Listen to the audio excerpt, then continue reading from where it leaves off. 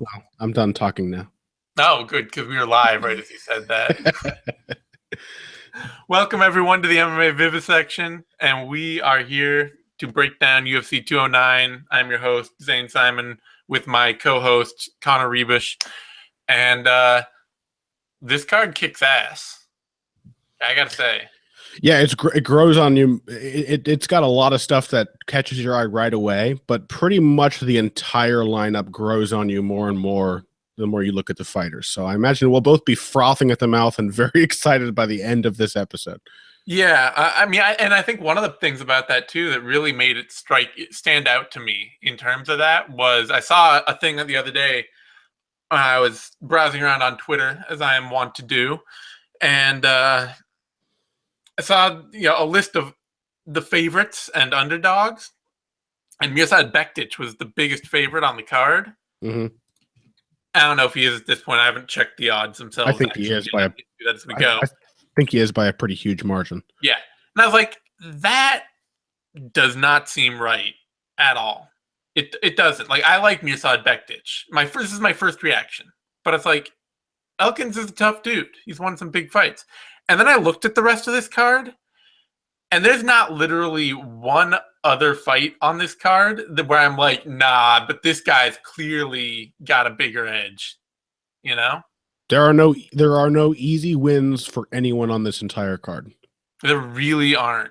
I mean, some of them may end up being easy with a stroke of luck and the right punch in the first round, but all of these have strong potential to be competitive matchups. Yeah, there is not a fight on this card where I feel as sure as I'm going to inevitably sound about who the winner will be. Like, obviously I like being sure. I like presenting a strong opinion, but I mean, shit, like, Iuri Alcantara, Luke Sanders, I don't know who's going to win that fight. I might have an idea, but these are tough fights.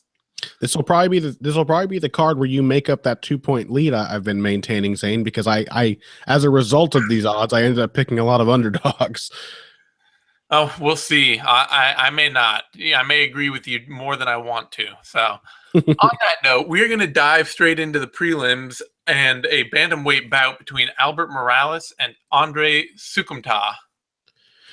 I actually had to practice saying that, by the way. Like, I had to go out and listen and find how his name was said, because I'm really glad it said that way too, because with my list, that would be a fucking nightmare if it was actually pronounced THTH. Yeah. They said it that way in CES, so it's Soukhamthath. Yeah. Okay. All right. That's what we'll go with. Soukhamthath, good pickup for the bantamweight division. Interesting fighter from the regional circuit. Kind of billed as a striker, but is mostly a striker who outstrikes wrestlers and people who desperately want to take him down. Those are the kinds of wins that he's had that are most impressive. And he's maybe a little too reliant on single shots and things like that. Not a great exchanger or counter puncher, but his single shots can be really impressive, as evinced by that knee that he knocked out Cody Nordby at CES 33. I think he hit a jump knee that was just instant lights out, like one of the prettiest types of knee knockouts that you can see. And so he's definitely got the capabilities. I'm not sure he is going to be able to make those kinds of things happen against Albert Morales, at least early in the fight. Albert Morales has looked really good in the UFC. He got beaten up by Tomas Almeida, but he also stunned Almeida twice in the first round of that fight, even after being rocked, and very nearly got a rear naked choke as well. Locked up back position, had his arm under the neck. And I felt that he deserved to beat Alejandro Perez in his UFC debut. Either way, he fought to a draw with a way more experienced fighter who has really been putting his game together lately. And Morales, having debuted just 2 or 3 years ago with only 5 fights under his belt at the time, looked fantastic. So he's basically a high output power puncher. And already at a point in the Almeida fight, he did seem to be slowing down, and I think he slowed down late in the Perez fight as well. And Soukhamthath is a guy who has had numerous decisions and a couple of 5-round fights under his belt. So I imagine he will have a stamina advantage down the stretch. Just throwing power and volume together is not a sustainable style, but I do think that Morales is going to have some openings available to him early, and I'm not yet convinced that Soukhamthath is going to, we see it all the time in MMA when we see someone just outstrike the hell out of wrestlers, and then they fight their first kickboxer and they don't blow them away nearly as much as we expect them to. That happen even when it's still a good performance, like Jędrzejczyk Letourneau. It's a different kind of game. So I think Soukhamthath comes to mind. Yeah, Bilal Muhammad, exactly. Yeah. So I'm not convinced that Soukhamthath is going to be able to outstrike someone like Morales, who is so willing to throw everything he has. So I think Morales will get a first round TKO. Yeah, it's that kind of mirrors my feelings too. Mostly, this is the kind of fight where it's either Morales wins early or Soukhamthath probably wins late. Sure, yeah. And part of that too is that Soukhamthath, when his game gets going a little more, when he gets deeper into fights, he really can unleash a really nice counter game, and he works really well in combination off counters, moving in the pocket. But early on, especially, he's just kind of a slow starter. He tends to go for single shots. He can be taken down. He can be outworked a bit, and he shells a lot when and just moves straight back when he's on the defensive, and that suggests bad things for a fighter that may be a lot faster than him and is going to be coming out throwing really aggressively. He actually just reminds me a lot of kind of like a featherweight Anthony Johnson, or bantamweight Anthony Johnson in general, with the way he fights. Mm-hmm. And yeah, Morales, it's all just about if he burns his gas tank before he gets a KO or gets a rear naked choke, because he's got a nasty back take game. And that's actually that may be the bigger ace in the hole here for him against Soukhamthath than anything else, because Soukhamthath can be taken down, can be caught off guard. I don't believe it's been submitted recently at all, but it's something that Morales may be able to take advantage of. So I hope Morales wins too, because again, I think he's revealed himself to be a pretty credible prospect in some really tough matchups. And if he loses here, he'll probably get booted from the UFC, whereas Soukhamthath can endure a loss in his debut. I would like to see Morales prove that he belongs here, because I think Morales is getting only longtime vets to fight. Yeah, that's a tough way to go. So I'm picking Morales as well to swarm early and be able to potentially finish the fight. But if he can't, this could also be one of those like 1.5 rounds for Morales, 1.5 rounds for Soukhamthath. For sure. Odds on this fight, Soukhamthath coming in opening at -135, now to +110. Morales opening at -105, now to -133. I would not go if Soukhamthath gets higher than that, he might start to be worth a bet, because Morales is still so raw and is not the kind of fighter that you should just be trusting as a favorite at any point. Yep. Under 1.5 rounds is +145. The only problem there is that Soukhamthath has been traditionally very hard to finish. He's never been knocked out as well. Yeah, he's never been knocked out. He's a tough dude. So that seems like not the best thing to bet on. Yep. Let's see. That brings us to a women's strawweight fight: Amanda Cooper versus Cynthia Calvillo. I really, watching some tape on Calvillo, I really like the basics of her game, especially in women's MMA.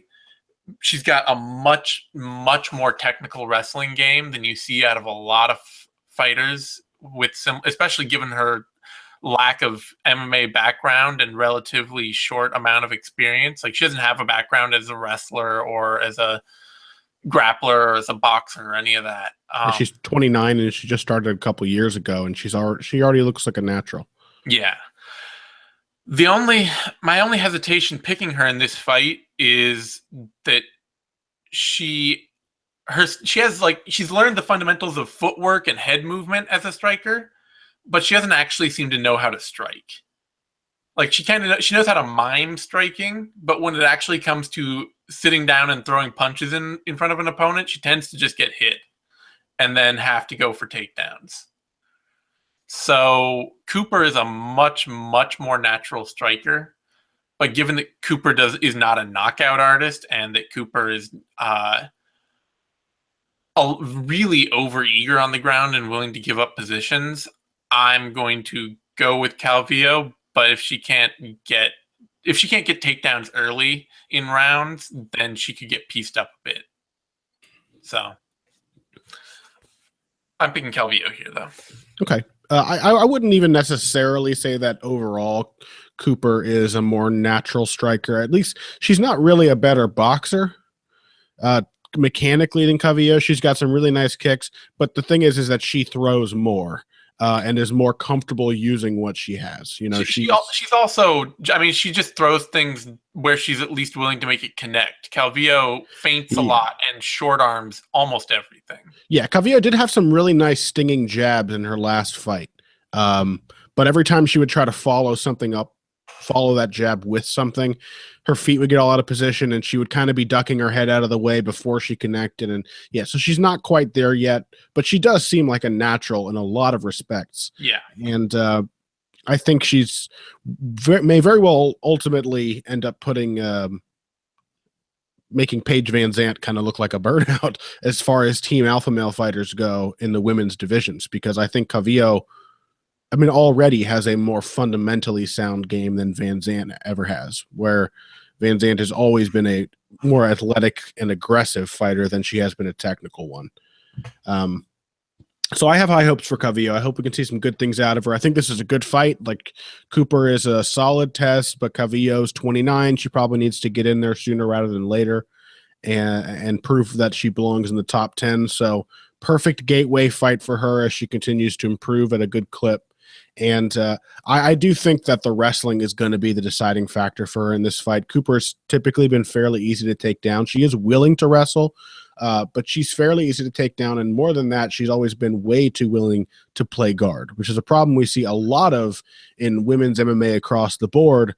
But Calvillo is an alpha male fighter and does not have that problem. She's always looking to scramble and gain a dominant position.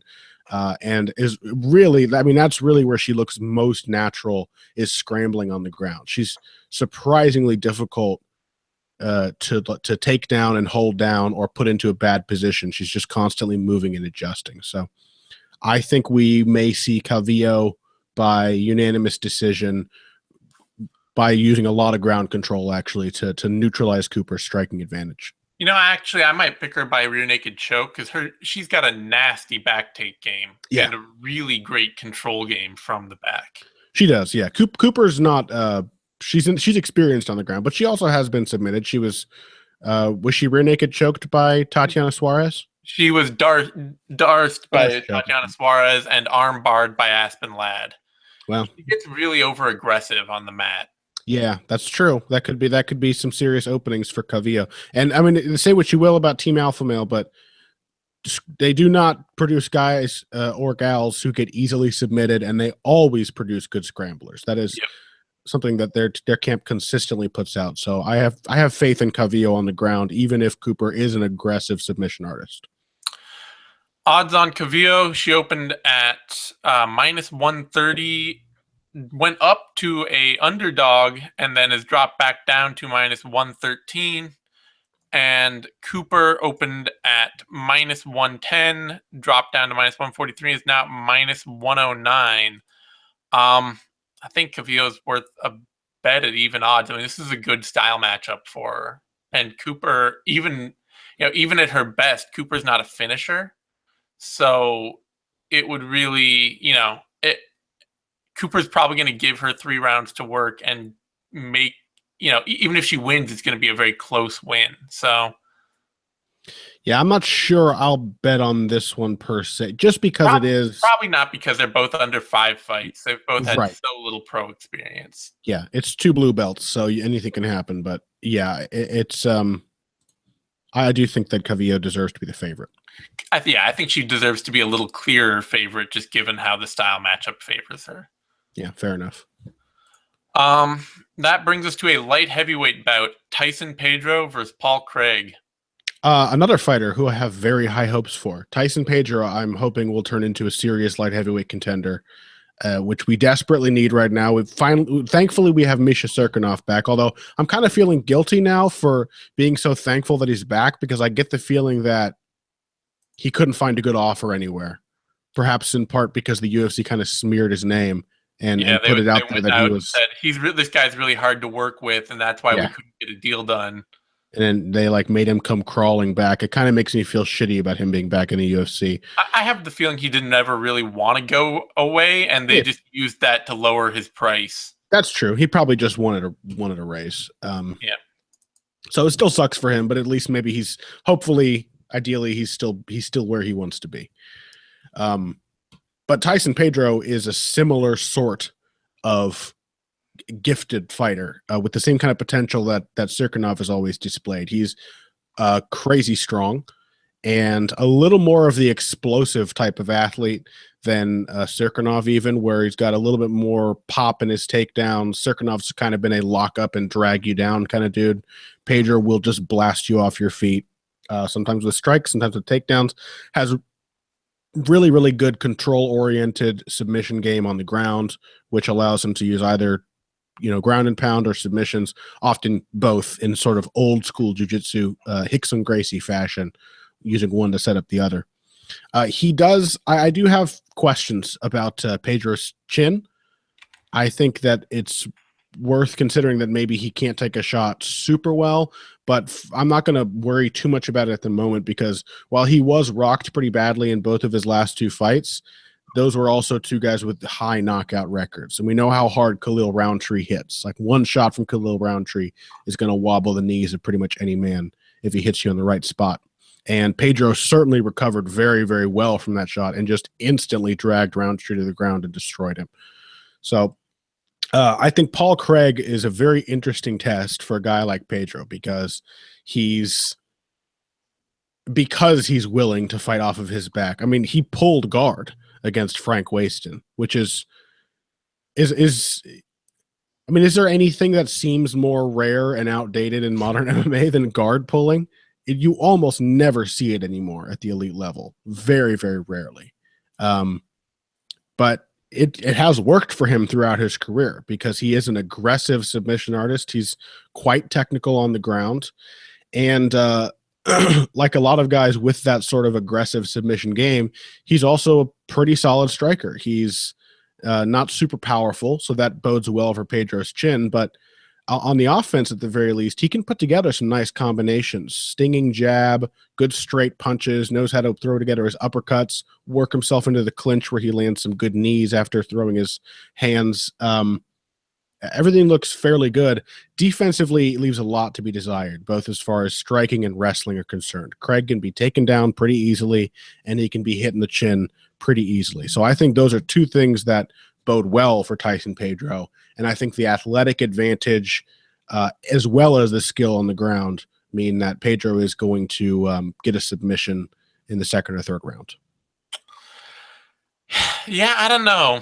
I have this. I have a sneaking feeling as well that Pedro may have trouble for a little while getting his game comfortable in the UFC, getting the very distinct skill parts of his game comfortable as a total package in the UFC. Because he kind of has this I did a lot of boxing and I did a lot of jiu-jitsu, and now I'm training MMA, and his game is still in some ways like, here's my boxing game, here's my jiu-jitsu game, and there's some wrestling to marry it. But it's also, it's worth wondering, like, how much wrestling have we seen for a guy coming up on an Australian circuit and then facing Khalil Roundtree? Like how how well tuned is that wrestling game going to be? I don't worry about it too much because it's Paul Craig, who Yeah, is the way wrestling has always been the biggest weakness in his game. It's true. I do just generally have a fear though that Pedro, especially against somebody like Craig, who's coming out of a more like top end ready MMA circuit, coming out of fights that are better prepared for competing at a UFC level, that Craig is going to have more answers as the fight goes on. Like if Pedro can't just catch him out with something really quick, Craig is going to be the guy who's been there, who's been more battle tested, who feels more comfortable in tough fights that work against his skill set. Yeah, no doubt. And because of that, and because I expect that this will probably end up on the ground pretty quickly without Pedro getting a knockout, I think I'm going to pick Craig. I think I'm going to pick him to be able to kind of outwork and out tough Pedro and maybe win a decision late. Just kind of take over the fight as the fight goes on. I can see it. We don't really know how great Pedro is in the later rounds. He seems like the type of fighter who could be susceptible to gassing. Yeah, and Craig has had very few. He's never gone past the beginning of round 2 either. Oh, well. Or let's see. Yeah, his longest fight was that Luis Henrique de Silva fight, but he doesn't look like a fighter he doesn't look or fight like a fighter. He did start to slow down in that fight. I mean, it was at a pretty crazy pace. True. He was at least breathing pretty damn heavily in the second round, but nobody gasses like Frank Waston, so it wasn't a problem. Yeah, I just trust Craig's competition to see him through this a little more than. Well, the experience will save you when the stamina starts to go. A young guy who hasn't ever had to experience his gas running out is going to freak out more than a guy who, at the very least, has already been through several tough fights. Like he knows what it feels like to struggle. He's got that under his belt. He probably will have more confidence when both guys get tired. Yeah. So I'm picking Craig based on that, and based on the fact that I don't feel like Pedro is going to be willing to just stand in. As nice as his boxing is, I haven't seen him be really comfortable just standing in and being able to trade hands with somebody for an extended period to actually like keep a fight on the feet and be like, I can just beat you here. Mm-hmm. And so I feel, and if he goes and tries to submit Paul Craig, I feel like that's going to be exactly the fight Craig wants, and that's going to serve him. Even if Craig is on his back, it's going to serve his confidence really well as the fight goes on. He's going to feel like he's getting the fight he wants. Mm-hmm. So I'm picking Craig here, but it's a tough fight. It's a tough fight to pick.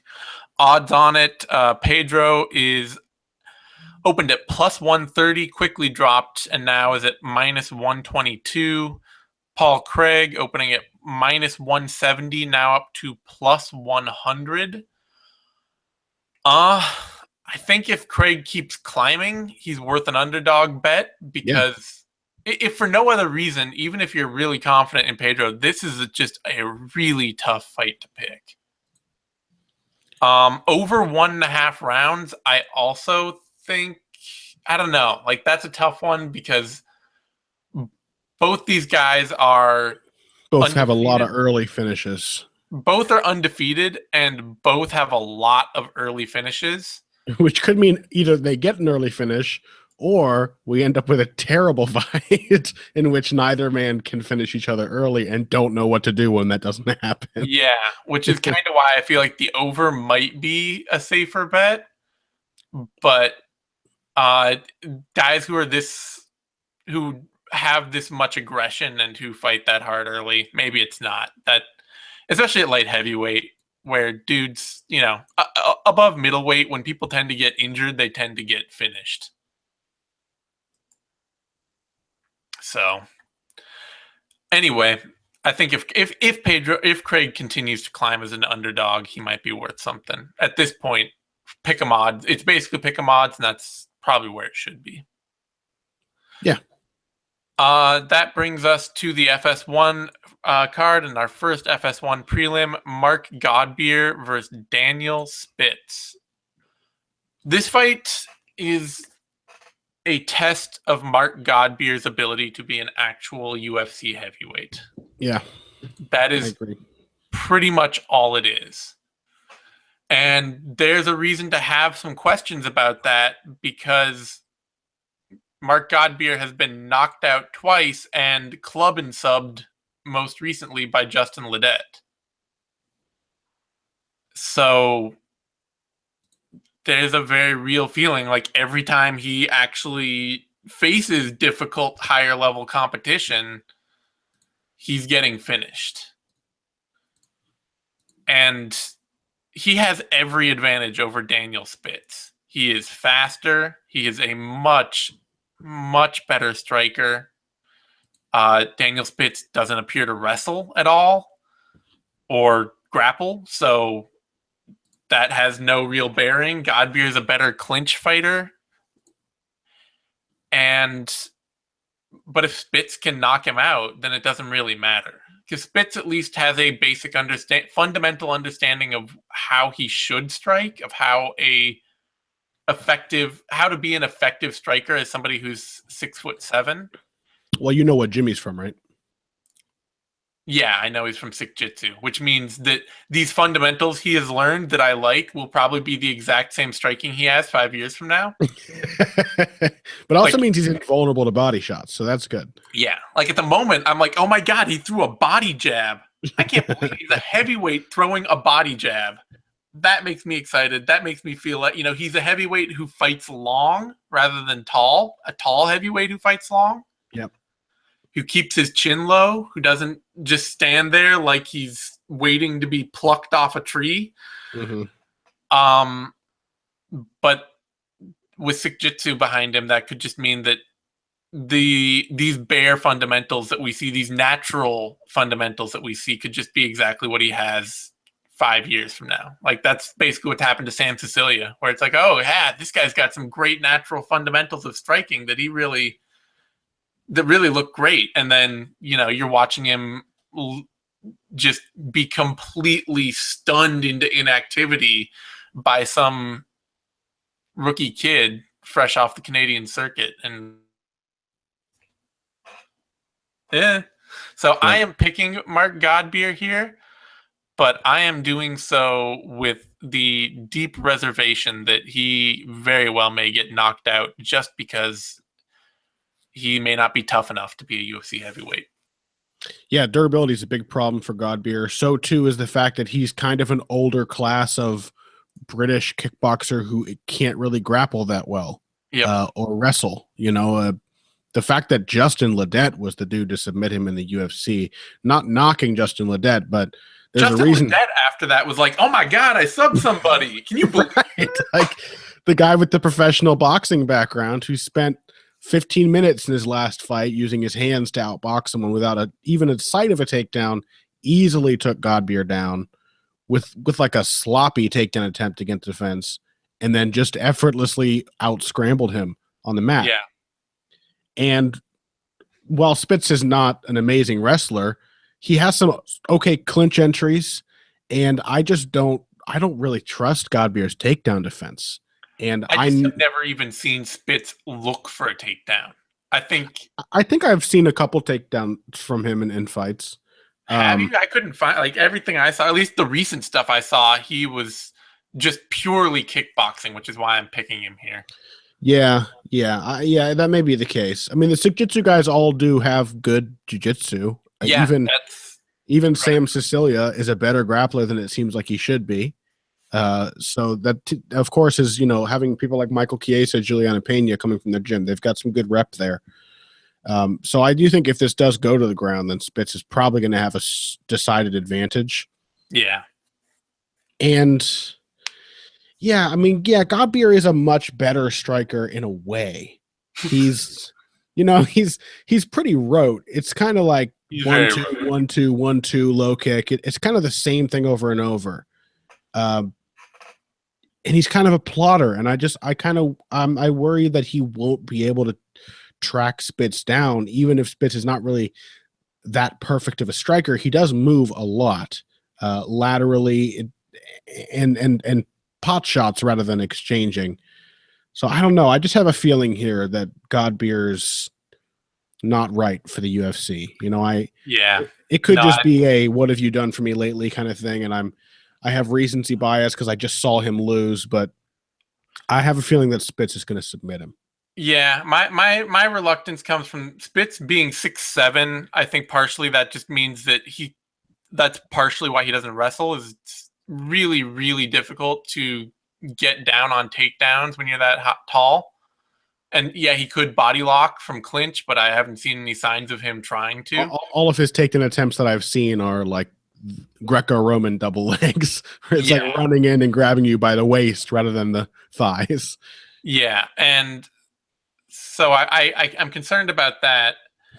And then the other thing is that for as much as he moves and as much as he gets how striking works, he's really foot slow and hand slow.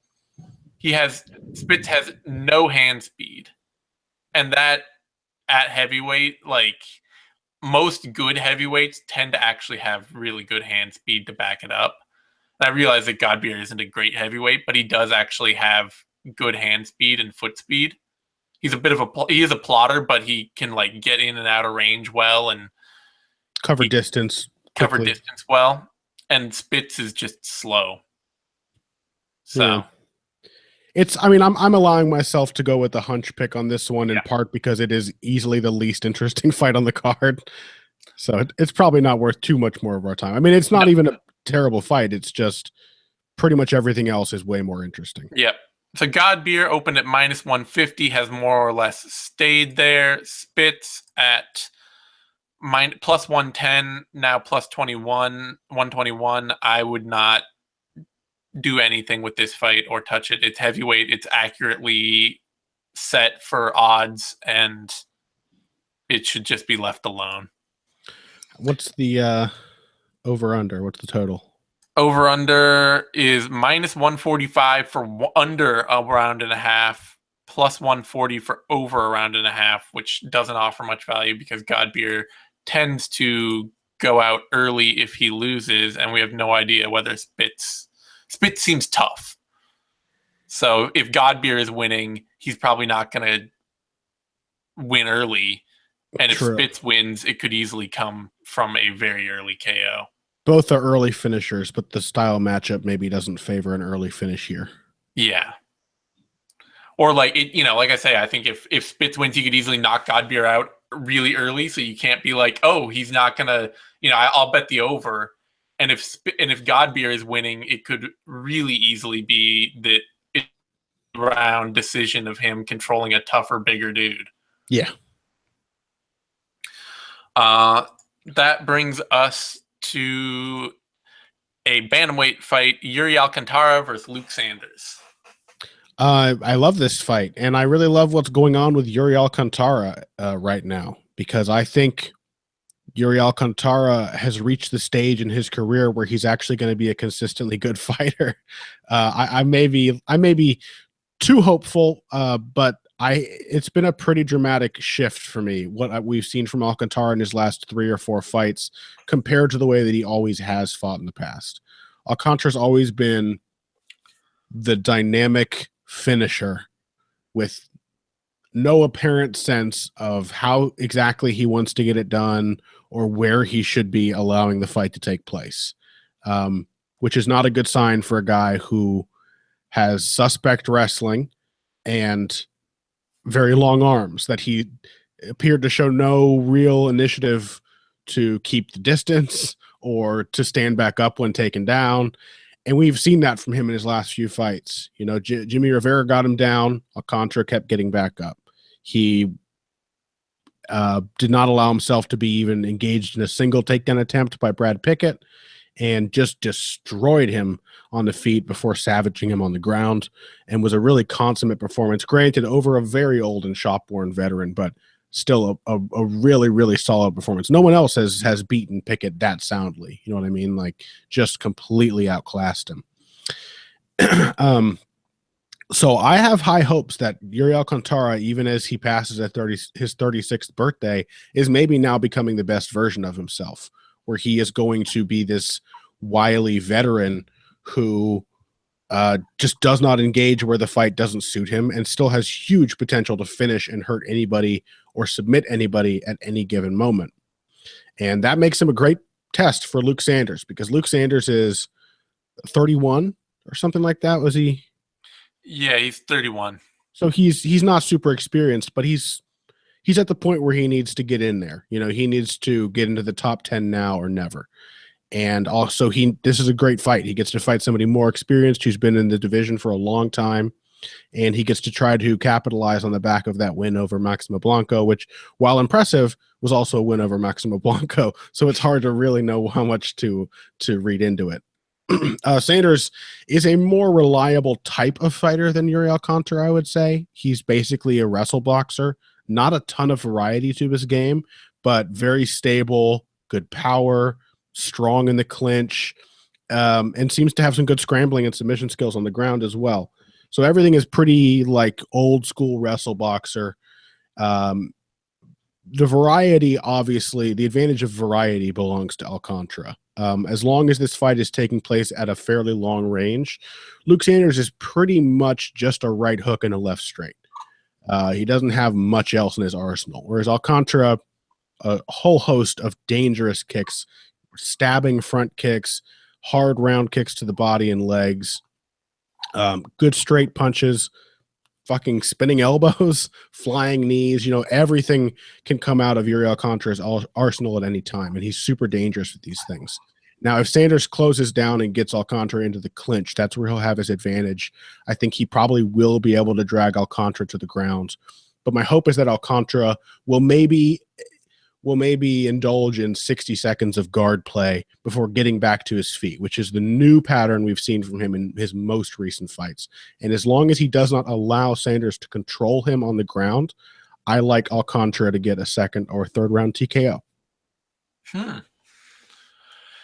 Yeah, I'm interested because, well, I mean, Luke Sanders hasn't been finished, and Alcantara has not been necessarily the best knockout artist out there, but I'm surprised by that pick. I think we may see a TKO on the ground, like a knockdown or I'm still surprised. Well, damn you, Zane. I'm sorry. I just have to say, I mean, like that to me, I think, especially because I think this fight is likely to be, to me, it's likely to be Alcantara doing really well early, and then Sanders potentially doing very well late. Because Sanders, like the biggest thing, the most notable parts of Sanders' game that I've seen consistently are his scrambling ability and his gas tank. He's a fighter that is absolutely unflappably tireless as fights go on. He's a dude that will be pressuring you from the opening minute of the opening bell to the closing seconds of the last bell without any difference in tempo. And Alcantara has been a guy who fades, especially under pressure, because he tends to put so much power into what he does. And he puts that power in everywhere. It's been, when he's on the ground and he's scrambling, he's hyper aggressive scrambling. When he's up and standing, it's been hyper aggressive striking. And when he's wrestling, it's, go for these huge slamming takedowns and really try and overwhelm and overpower opponents. And I think he's going to have some real openings early in this fight because Luke Sanders is such a meat and potatoes fighter. And is not really actually not only is he not a great striker, he's not a great wrestler either. He really does not get in that well on takedowns. He's strong in the clinch. He tends to tie up and control people, but Alcantara is also a pretty good clinch fighter. Exactly. Like Sanders is a good wall and maul fighter, but he's not, he tends to get people down because he's relentless and tireless and always there. I'm picking Alcantara here. I think his craft and his variety and his dynamic offense can take advantage of enough of the gaps, some of the rote striking in Sanders' game, some of the lack of high technique takedown offense. But I expect this to be a close knockdown, drag out, split decision fight where Sanders' relentlessness and toughness really do well for him by the third round. Just he may not get there until the third round. Yeah, it must be said though, he's not exactly prone to getting finished, even if he does fade late. He's always been very tough. No, I'm not picking a finish either way. Yeah. So I think if Sanders does take over late, I mean, he will need to take over before the second round is out in order to win the fight. Yeah, that's why I'm picking Alcantara. I don't think that Sanders quite has the tools to do that well enough. Like I think Alcantara will have to seriously fade for Sanders to be able to take over in this fight, and I think that'll take more than a round. Yeah, and I do have a feeling like that even though he's older and his stamina is probably not as good as it once was, Alcantara is probably the least likely to fade now compared to like 5 years ago when he was just a wild man. He's craftier. He keeps putting on good shows. He's showed veteran savvy as he gets older in his career. Yeah. Alcantara is opened at plus 100, now at minus 110. Luke Sanders opening at minus 140, now minus 113. That means these odds have moved to dead even coin flip odds. I think that's smart. I think that this is Sanders is tough and relentless, and Alcantara is not a consistent, overwhelming finisher. So I think the idea that these guys are both great athletes. So I think this is going to be a really tough fight for both of them. And Alcantara does have a lot of finishes, but I guess maybe not at the UFC level. They haven't come as often. Yeah, that's more what I'm saying. Like he choked out a shop-worn Brad Pickett and knocked out a knockoutable Von Lee, and otherwise Iliarte Santos. That's not bad. Yeah, otherwise his win over Iliarte Santos is good. And he also knocked out Ricardo Lamas. Ricardo Lamas in his WEC debut. I did not even know that back in 2010. Wow. Yeah. But, that's over what? 1, 2, 3, 4, 5, 6, 7, 8, 9, 10, 11, 12, 13, 14 fights. He's got 4 finishes. He's kind of fought a who's who, hasn't he? I mean, like, he's fought a lot of names: Viscardi Andrade, Francisco Trinaldo, Lamas, Aranches, Michihiro Omigawa, Wilson Hayes, Hakron Diaz. Yeah. Fought everybody. It is worth noting, too, that he does tend to lose to powerful wrestle boxers who scramble really well. True. Which is Luke Sanders. That is true. So, Faber, Diaz, Sainz, and Rivera are all... Not all identical, but they all have that skill set. They all have that skill set. That's partially, too, why I'm hesitant. Like, I'm picking Alcantara, but very hesitantly. I don't... Same, yeah. I mean, let's put it this way. It's not a bettable fight. No. You could maybe bet on fight goes to decision or over 2.5 if you think that the toughness of Sanders is going to save him and that Alcantara, who rarely gets finished, will survive either way. Fight goes to decisions minus 140, so that's maybe not a terrible bet. Maybe. But there are better bets on this card. Yeah. That brings us to a featherweight bout, Mirsad Bektic versus Darren Elkins. And this is... Bektic may be the biggest favorite on this card, but I love this fight a lot. Yeah. And I think it's exactly the right fight for him, especially after that Russell Doan bout where, even though Doan is actually, I think, slightly taller than Bektic, let's see, Doan is 5'7", Bektic is 5'8". Okay, so even though they were about the same size height-wise, Bektic was half a person thicker. I feel like this is a real proving fight for Bektic more than Lucas Martins or Russell Doan were, because Elkins is tougher and has a skill set that is going to be that is going to force Bektic into a different kind of fight. And, it's that complete relentless wrestling grind that Elkins can put on people. And it's a grind that is pretty much impervious to being submitted to. Like, you have to be a damn good submission fighter to submit Darren Elkins. We're talking Charles Oliveira, and that's it. Yeah. And I am picking Bektic to win this because the hill that Elkins has continually run into are powerful top end wrestle boxing athletes. Guys who can wrestle. Yeah, super athletes who can wrestle. That's Bektic's whole. That's on, like, Bektic has a tattoo that says that. Yeah, exactly. So, that's Chad Mendez, that's Jeremy Stevens, that's Hakran Diaz, even, as much as we don't give credit for that to Diaz for as much as we could. Diaz is a super athlete. He just doesn't always fight like one. Yeah.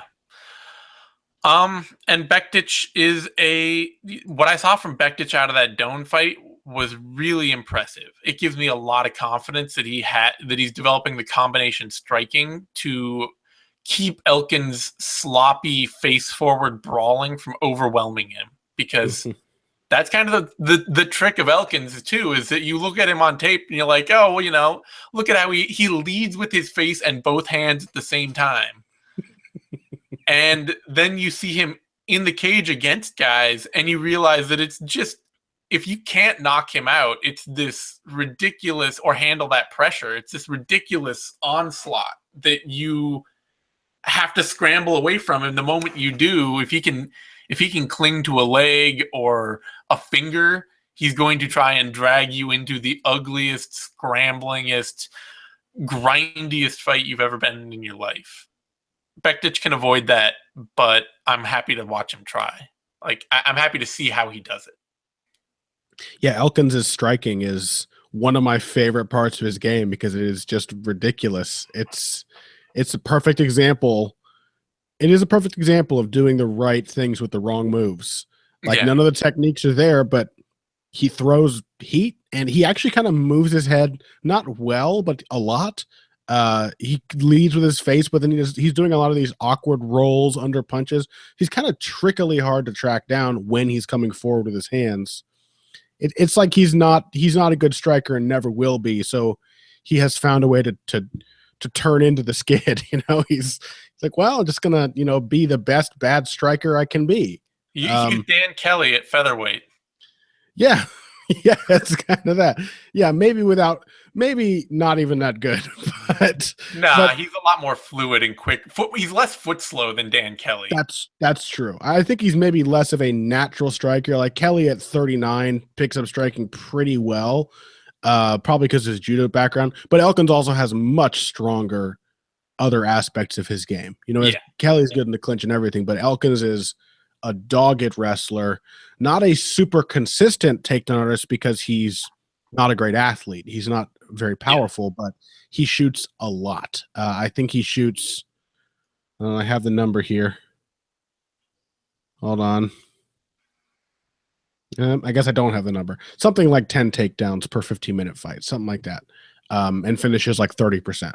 Yeah. So it's a lot of pressure from Darren Elkins, and he is legitimately a very good scrambler and submission grappler. He's pretty much impossible to catch out in submissions. Charles Oliveira catches everybody in submissions pretty much. Has the upper shut down Godfredo Pepe and Chaz Skelly, who are both really dangerous.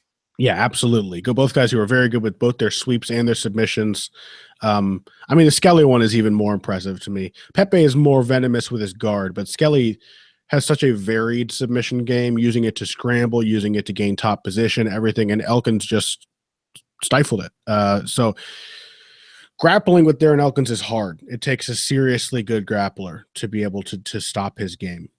And I do have a small, just niggling sensation that Mirsad Bektic is coming. He's approaching a fight in which we watch him strike, and it becomes apparent that he runs out of ideas. Yeah, because that happens to pretty much every prospect. And I talked about this on Heavy Hands this week, but I'm kind of like coming up with a working description for what running out of ideas actually comprises. And I think it's often that all the right moves are there in a basic sense. Like Sage Northcutt can throw a jab and a right hand and a few kicks and knows how to, set these things up with each other.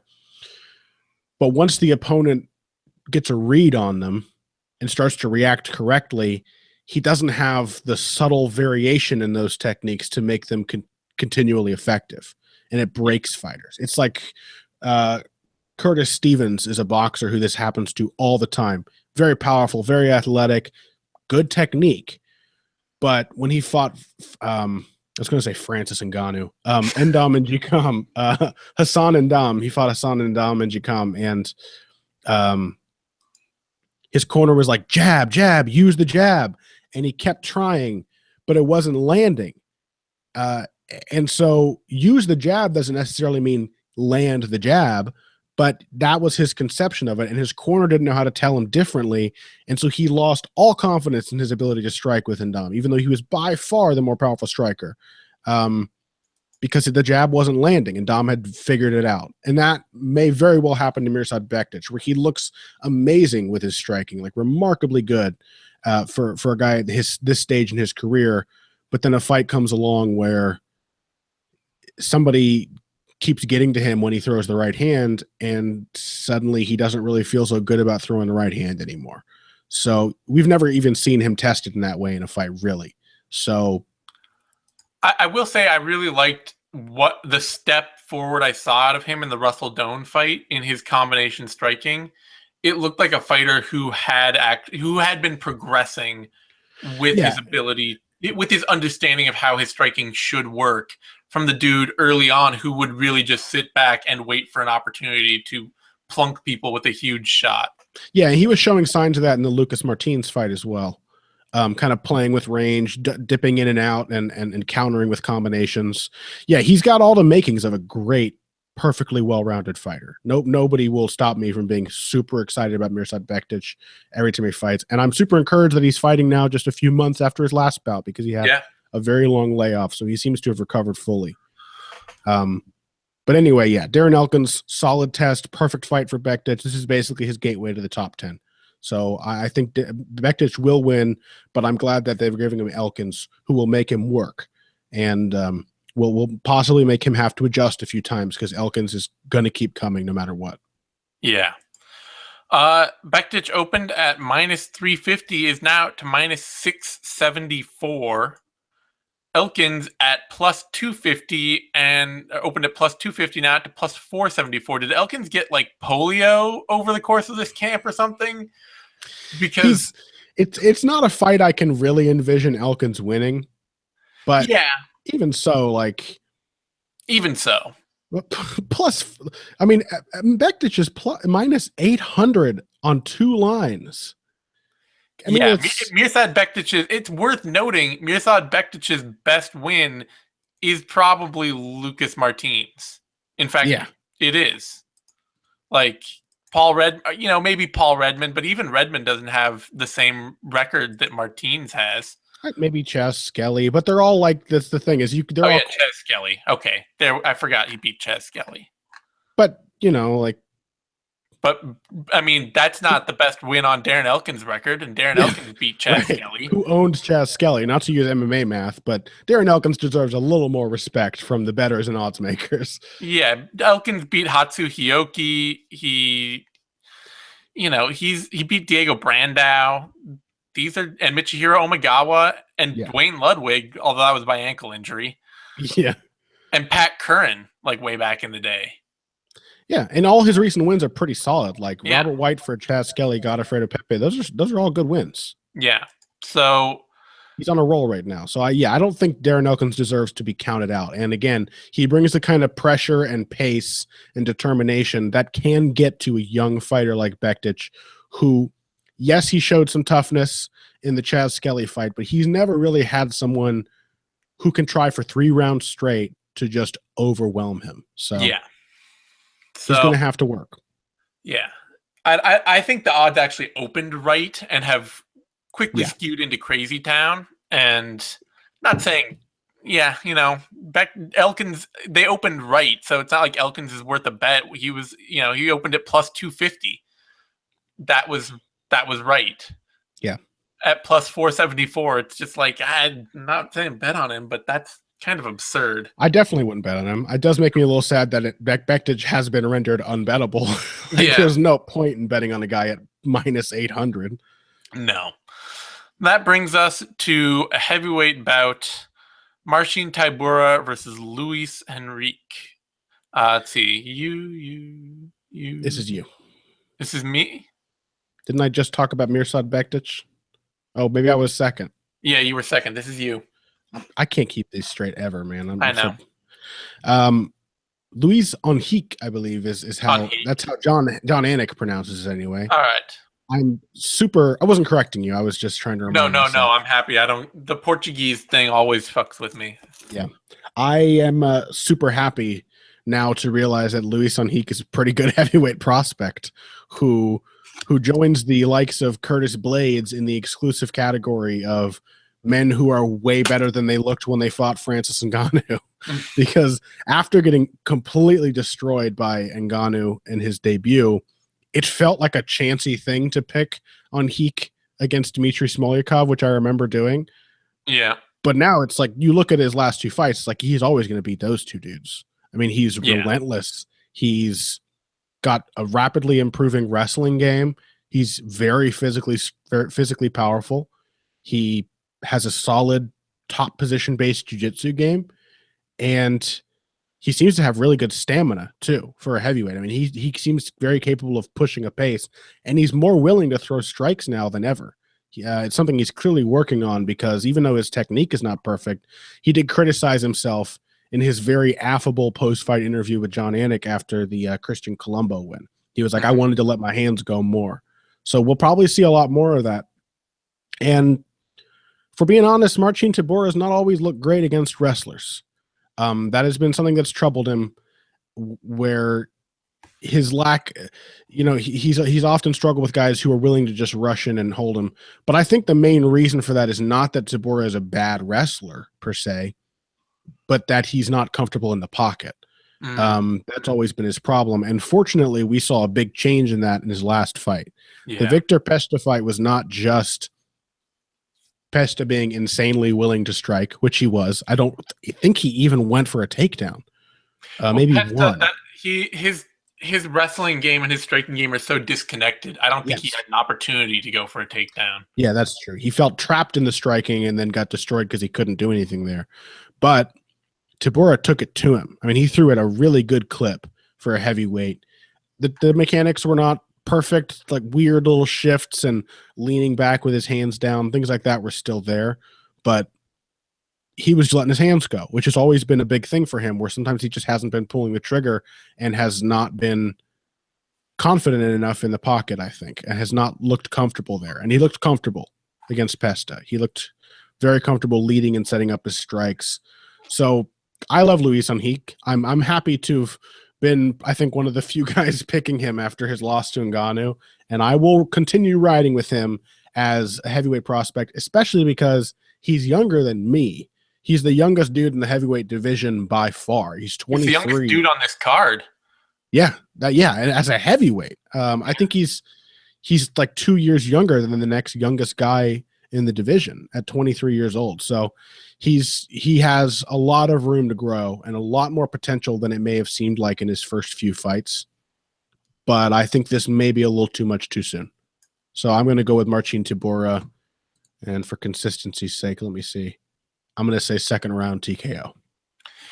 Yeah, that's how it feels to me too. I think that Tybura, the changes he's showing in his game, partially getting into better shape, is helping him a lot. I think that is a big change that's making it easier for him to let his hands go, is that he's getting, he's a heavyweight who's kind of slowly worked himself into fitness over his career.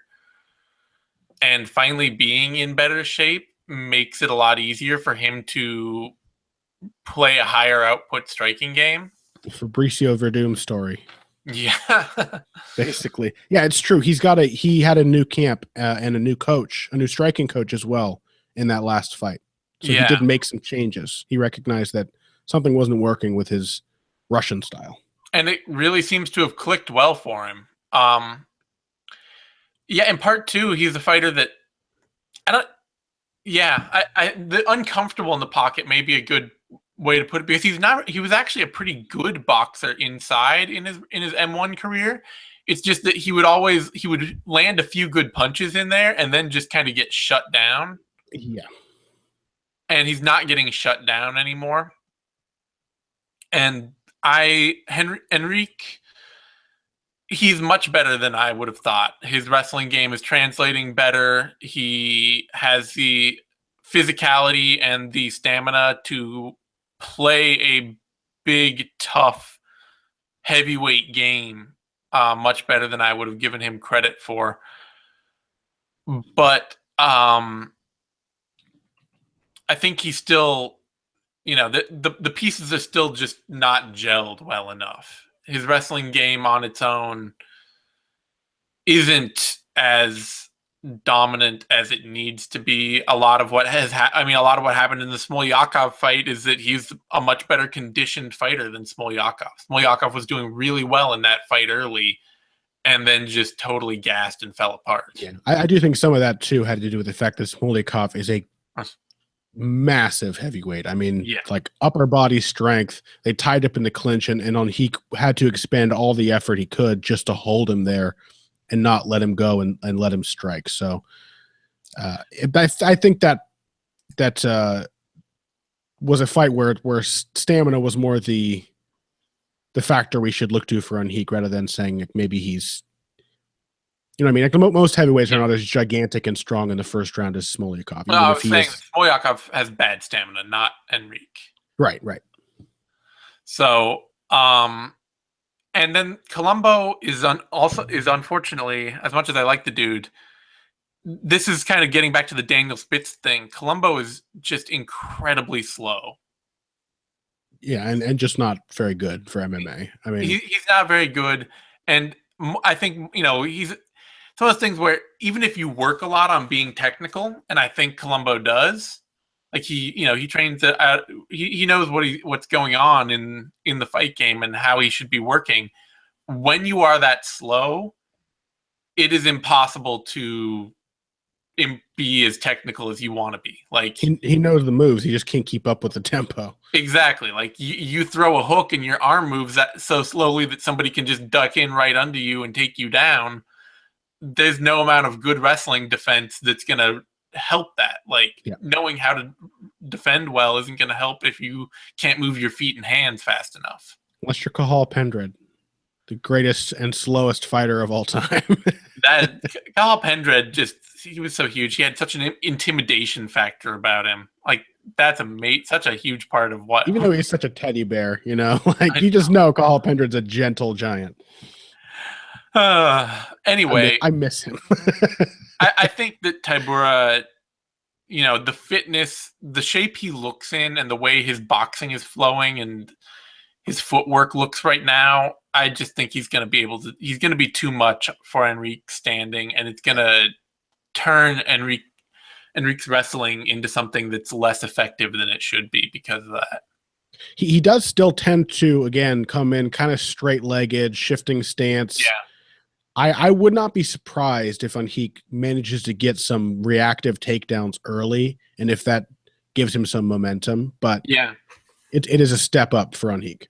It is a step up, and I'm not yet quite convinced that it's what he's ready for. But it's also not a fight. Like I'm not sold that Tybura is just going to dominate, and I think that it's worth. If Henrique wins, that's a huge, that's a huge feather in his cap.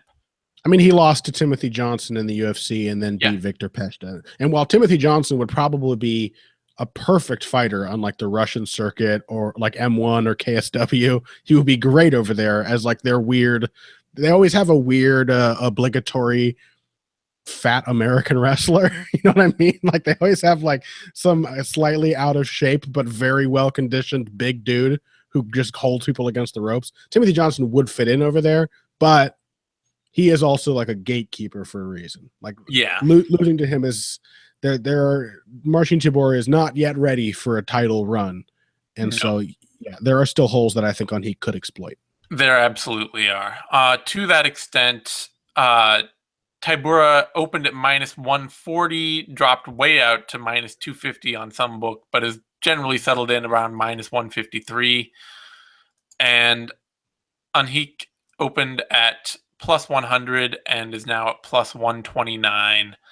I think those odds are about right.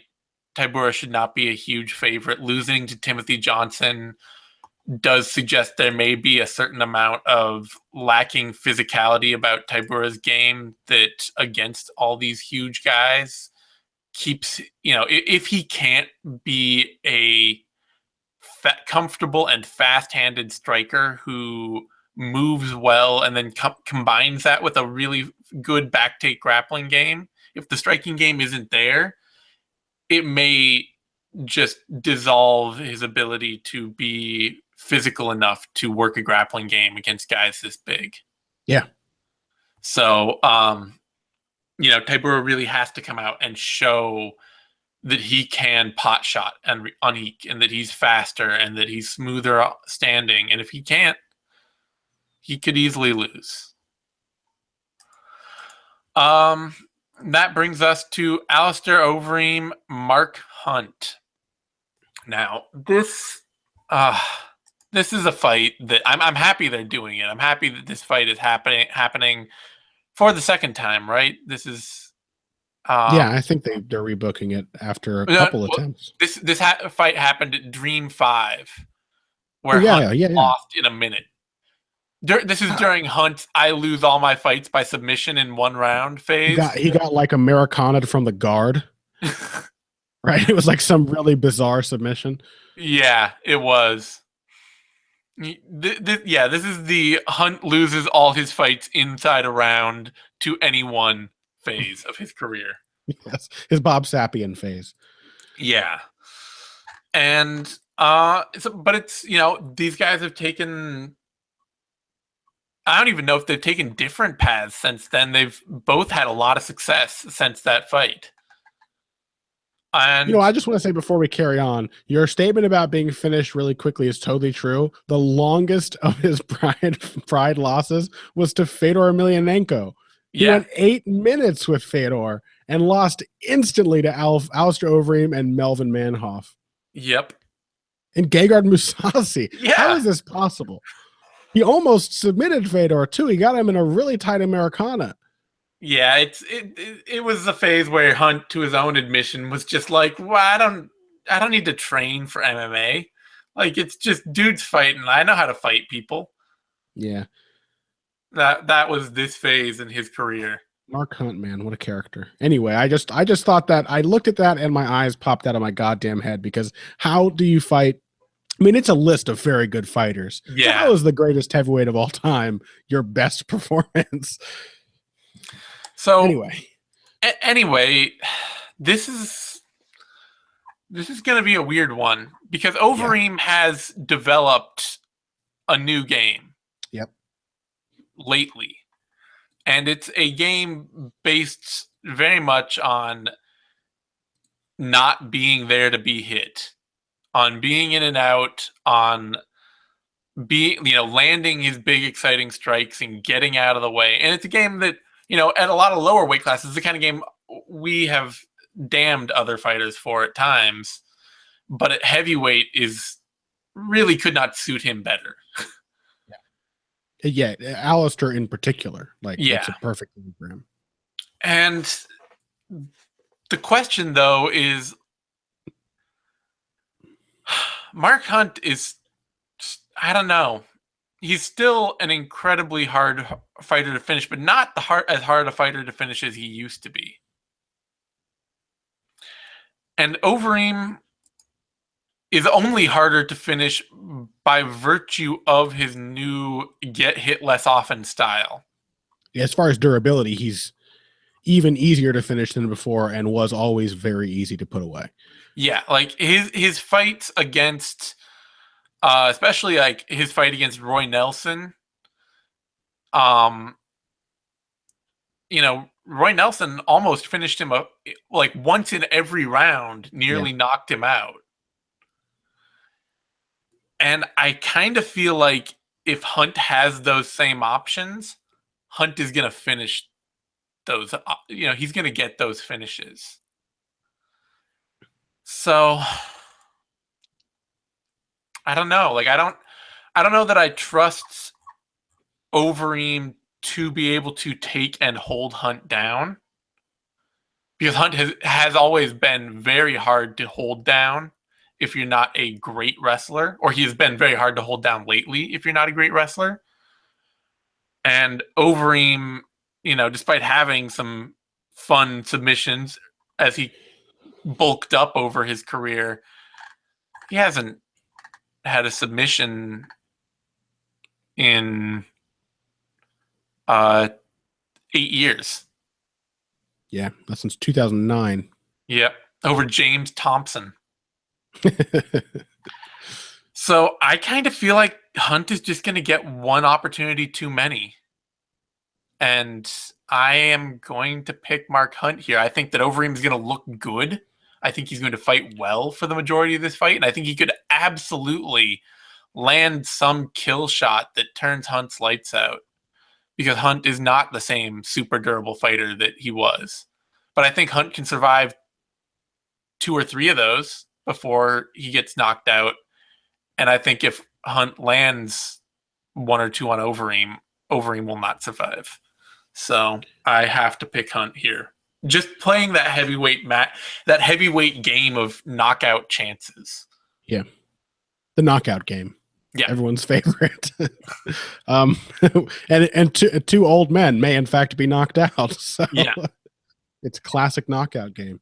I really love Alistair Overeem, which does not mean that I think I always pick him or anything, or I haven't. In fact, I think I find Overeem to be such a compelling character that I consider myself to be one of the experts of Overeem's fighting style, one of the foremost experts. I picked Ben Rothwell to beat him, but I picked him to beat Junior Dos Santos. I'm very proud of both of those predictions. I felt I had good reasons for both of them. Alistair Overeem is a bully, and we've talked about this before, and I've talked about it on Heavy Hands and all over the place, but it always fascinates me that he's a bully with a bad chin who worsens that situation by being a bully. You know what I mean? Like, he loses. He gets knocked out too easily for a heavyweight, but also most of his knockout losses are presaged by him totally losing heart in his ability to win. Mm-hmm. He kind of gives the knockout to a lot of people. And when he's really determined and feels good, like Roy Nelson almost knocked him out in every round, but he also clearly beat Roy Nelson. Yeah. You know, he didn't let any of those moments change his attitude. Yeah, I mean, it should be noted, Overeem is also like one of the like top 3 athletes to ever compete in the heavyweight division. Even still, I mean, he's had a huge, massive career, like a crazy veteran career. 57 fights, 14 kickboxing matches, tons of grappling matches as well. The dude's done everything, and he's 36, but he's one of the oldest fighters in the UFC heavyweight division in terms of experience. He's had more fights than anyone else on this card by at least 10. The second most being Iuri Alcantara, of all people. Oh, I want to say that he's been fighting longer than anyone in the division other than Josh Barnett, who I think is considerably older than Overeem. So he's maybe the most experienced heavyweight in the world. Probably has been fighting longer than Josh Barnett too. I'll check, but first MMA bout 1999 October. He's been fighting for a very long time. Yeah, I don't think Barnett started in the 90s. I think he came out. No, you're right. Barnett's 97. I'm wrong. So I think among current guys, he's got maybe the longest career. And perhaps what I'm thinking of is that I once looked up and found out he has the most fights of any active UFC heavyweight. Yeah, that doesn't surprise me at all. So I love Overeem. I think he's fascinating. but I know that he has his weaknesses, and they are that he is a bully. That's the main thing, is that he has always he was like an aimless bully who just kind of fate decided, when he was original light heavyweight Overeem, fate kind of decided if he was going to be in control or not, and things would just suddenly slip away from him, or he would start a fight really well and win, or he'd start what I mean? Like there was just no rhyme or reason to it. He became Ubereem, and he was the super bully where he would just maul everyone instantaneously. He would not give any quarter and just smash everyone he faced in the first round. And now that he's medium ream with the worst chin than ever, he's had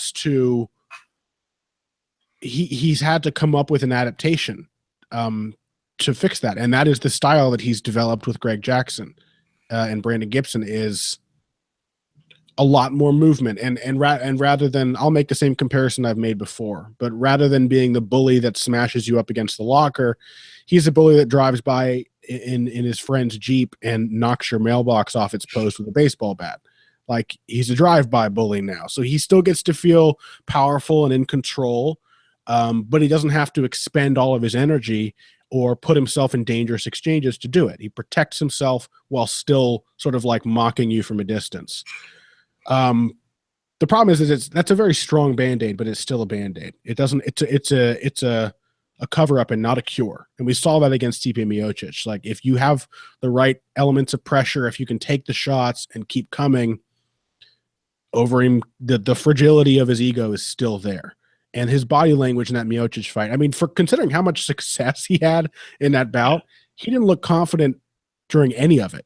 I mean, he knocked Miocic down. I mean, I think he briefly knocked him out. Like, Miocic fell unconscious and woke up on the ground. He had him in a very good guillotine attempt, and then he hurt him a second time in an exchange, and at no point did he look like he felt like he could win the fight. Just because Miocic just kept coming. He just kept walking him down and kept throwing and wouldn't back away. Overeem literally spent a good 30% of that first round running away with his back to Stipe Miocic. And so I think you have the Roy Nelson fight and that fight to compare to. Mark Hunt's kind of like a better Roy Nelson. Not as tough. No one's as tough as Roy Nelson. But Mark Hunt is still considerably tougher than Overeem. And even if his speed is going, he still does have some of that explosive pop to really surprise people. The big thing with Overeem is that Miocic kept catching him with counters and pushing him back after Overeem would throw and put himself out of position. And I can so easily see Mark Hunt kind of getting picked apart and plodding around the ring and ending everything with one good cross counter. Overeem steps in with that southpaw left straight. Hunt just dips and drops a right hand on his jaw, and it's good night. So I think Overeem may very well look good, but I think at some point it is going to collapse, and Mark Hunt is going to find that one shot. Yep, that's how I see it too. It's just like it's so easy to see Overeem like darting in and out and landing shots and pot shotting and moving well. It's a good style matchup for him. Hunt just waiting and then throwing one punch and knocking him out. It's a good style matchup for Overeem, given his new style, but it's too dangerous for me to trust Alistair. Yeah. All right. Mark Hunt is the underdog in this fight, opening at -105, now out to +115. Overeem, the favorite, opening at -135, now out to -139. Hunt as an underdog is probably worth a little something. What's Hunt by KO? Hunt by TKO KO is +171. I mean, if Hunt wins, it's going to be a knockout, right? Yeah, it has to be. So I think that's a bet. I think that is a bet. Anything like that would be the bet to make. What's Overeem by KO, just out of curiosity? Overeem by KO is +297. That's also not a terrible bet. No, you could probably bet both those lines and end up happy with something. Yeah, Mark Hunt is still tougher than Overeem, but he's not as tough as he used to be. Yeah. He's gotten caught by a few too many perfect shots and got put away lately. I'm not convinced that Overeem, but still, like, I can also easily see Overeem flying knee, or just straight left on the chin, and Hunt just goes to sleep for a few seconds. Yeah, I mean, Fabricio Verdum knocked him out cold. I mean, granted, with a beautiful shot, like a perfect knee that Hunt ducked into. Alistair Overeem is capable of beautiful shots. Yes, for sure. Those single crisp shots are something that Overeem is perhaps better at now than ever. Yeah. Like, that used to be the kind of stuff that Hunt was not really susceptible to. Even if you landed something beautiful on him, it wouldn't matter. Well, the Crow Cop head kick that he easily shook off, eating it like 10 times in his two bouts with Crow Cop. Yeah. He used to take those shots and eat them like candy. I will say, actually, Verdum did not knock him out cold. Oh, true. He ended the bout throwing hilarious back fists as the ref stepped in to save him. So he is still difficult to. I mean, Overeem is definitely the guy who gets put to sleep in these two. It's true. It's true. You're right. I'm misremembering that. I remember him falling. How dare you? Nobody puts him. He didn't even go out cold when. I mean, he was a dead man walking after JDS hit him with the stunner, but he was still conscious. He is insanely durable still. It's just like and that durability is why I'm still picking him. Yes, same here. All right, that brings us to a lightweight bout: Lando Vannata versus David Teymur. I love this fight. It is easily one of my favorite fights on the card. Lando Vannata is the guy with the name value right now, owing to that spectacular fight with Tony Ferguson, and then similarly spectacular knockout of John Makdessi in his last fight. He has already made a name for himself in the UFC, which is great. David Teymur does not have that name value, but he is a perfect test for Lando Vannata at this point. Teymur is not to be overlooked. He's a very, very good young Muay Thai stylist. And I say Muay Thai with emphasis because he's one of the most Muay Thai fighters I've seen in MMA. I mean, he kicks like a Thai, he catches kicks and engages in the clinch like a Thai. He throws single shots. He's just, everything about him is very textbook Muay Thai. And Lando Vannata is so not a textbook fighter. He is like a natural striker who grew up studying Prince Nazim. You know what I mean? Like he's lead right hands, weird shuffling movements, punches that throw him off balance, but which he follows with a Mayweather-esque roll to escape to the side. It's like it is like eclectic boxing combined with traditional martial arts, and that's Lando Vannata's style. And it definitely his everything he does is a representation of how Brandon Gibson approaches MMA striking, which is just like take anything that works and put it together. So it's a really interesting matchup. It's kind of dynamism versus process, but it's a smart, dynamic fighter versus a process-driven fighter who can hurt you with pretty much anything he throws. I think ultimately Vannata is going to be a little too. I think one, he's going to be a little too unpredictable for a guy like Teymur who tends to wait for his spots and try to counter. But I also think he's just going to be a little more willing to roughhouse. You know, I've seen, even if Teymur has looked amazing in his 2 UFC fights, and he has looked stellar in both, each of them has included 1 or 2 moments where Teymur kind of gets backed up or gets caught in a clinch and starts to get roughed up a little bit. And he hasn't been fighting great opponents thus far, but I think Vannata is going to have the advantage if he gets into the pocket and just decides to mix it up with Teymur. So I like Vannata by decision, but Teymur, again, not to be counted out. If you don't know who he is, go over to Fight Pass and watch his 2 fights. He's really good. It's a great test for Vannata.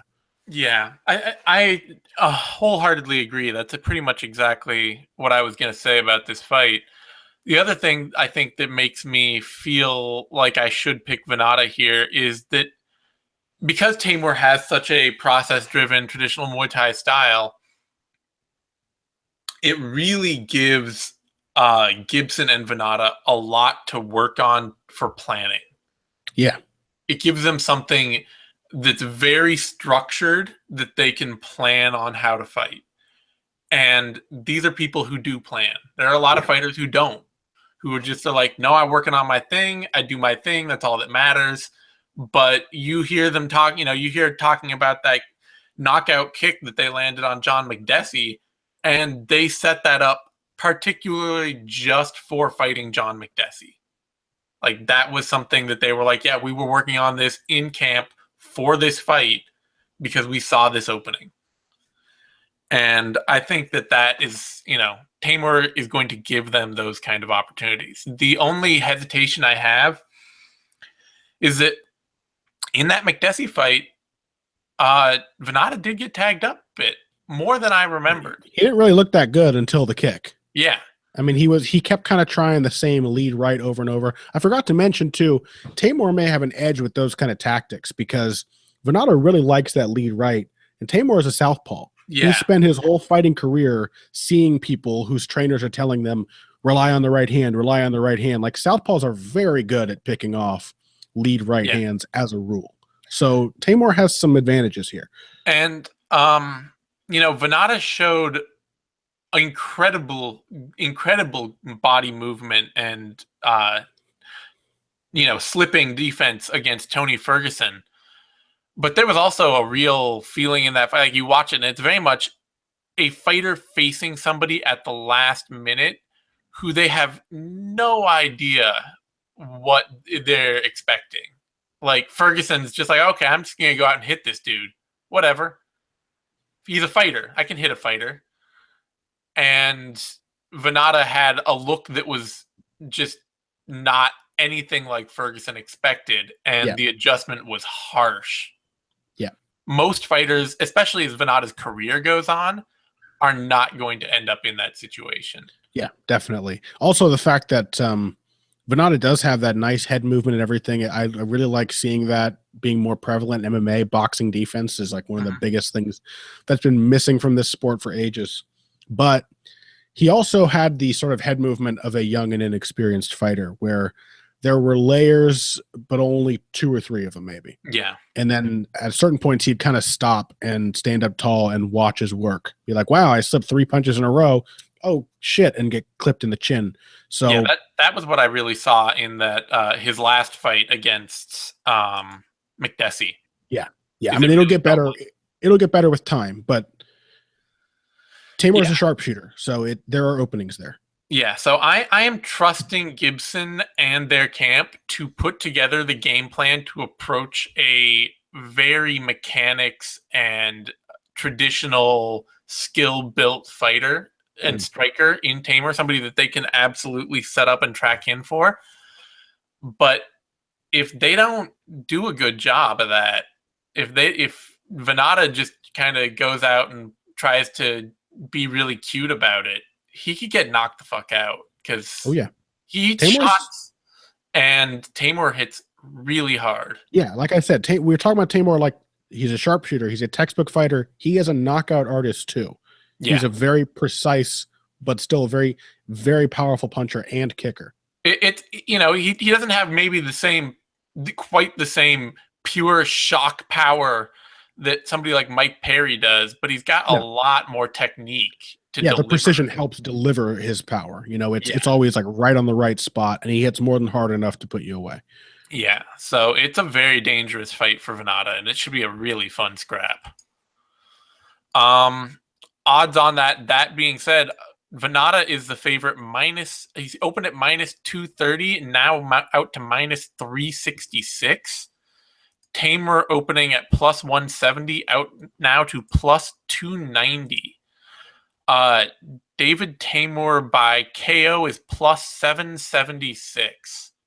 So even just David Teymur, the straight line, like I have a bet on him at like +350 because why not? I don't pick him, but he's a good fighter and he's being severely undervalued by the bettors here. He really is. If I have reservations about Bektic being a huge favorite over Darren Elkins, I have way more reservations about Lando Vannata being a huge favorite over David Teymur. Yeah, Vannata's style by nature is more of a tightrope than Bektic is. You know, like he's just not he's a little too like even if you were wowed by that wheel kick, you should think of Edson Barboza. This is Barboza being a much more textbook striker than Vannata, but a fighter who absolutely just wowed the shit out of people with some electric striking, still went out and like just got bullied and lost to dudes like Michael Jamie Johnson Varner. and Jamie Varner. Yeah. Jamie Varner just got bullied and worked by him. In like 2013, 2014. And that's something that you should be seriously considering. Like, this is directly following the Edem wheel kick KO. His next fight was getting TKO'd by Jamie Varner. Yeah. So, and it didn't stop Edson Barboza from going on to become a much better and more technical top 5 lightweight fighter. But when you have, even if you have a great electric striking style like that, there are holes in it. Oh, yeah, no doubt. Vannata's going to get better. He's going to continue to grow, and he's going to be a great fighter in a year or two. He's just not there yet. He has the makings of a great fighter, but things need work. It is worth a small bet, potentially even on Teymur by knockout, which is huge odds, but even just Teymur as a straight underdog is much further out than it should be. Yeah. That brings us to a middleweight fight, Rashad Evans, Dan Kelly. And okay, first of all, I have to pick Rashad Evans. I love Dan Kelly. Dan Kelly is the man. I am never going to pick Dan Kelly in any reasonable middleweight fight. He is your Krylov. He is. It's not even that he's my Krylov. It is just his lot in life. Dan Kelly is an underdog. Dan Kelly might start losing if you pick him. Exactly. Like, yeah. Dan Kelly is there to be an underdog. The role of an underdog is to be an underdog. You start picking an underdog, he's not an underdog anymore. He's a favorite. So I'm not picking Dan Kelly here. He could win. Rashad Evans really does not pull the trigger the way he never has pulled the trigger, in fact, the way he should.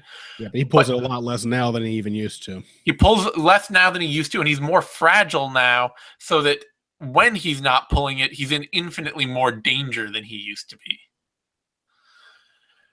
That said, Dan Kelly is not a clean KO artist in any sense of the word. Standing, He's getting there, dude. Did you see those left hands he was hitting Chris Camozzi with? I did see them. he fucking put on work against Chris Camozzi. He that also has to do with Chris Camozzi being a very breakable fighter still. What? No? Chris Camozzi is a future champion. Yeah, okay. Well, you say that. I have no reason to believe it, but you say that.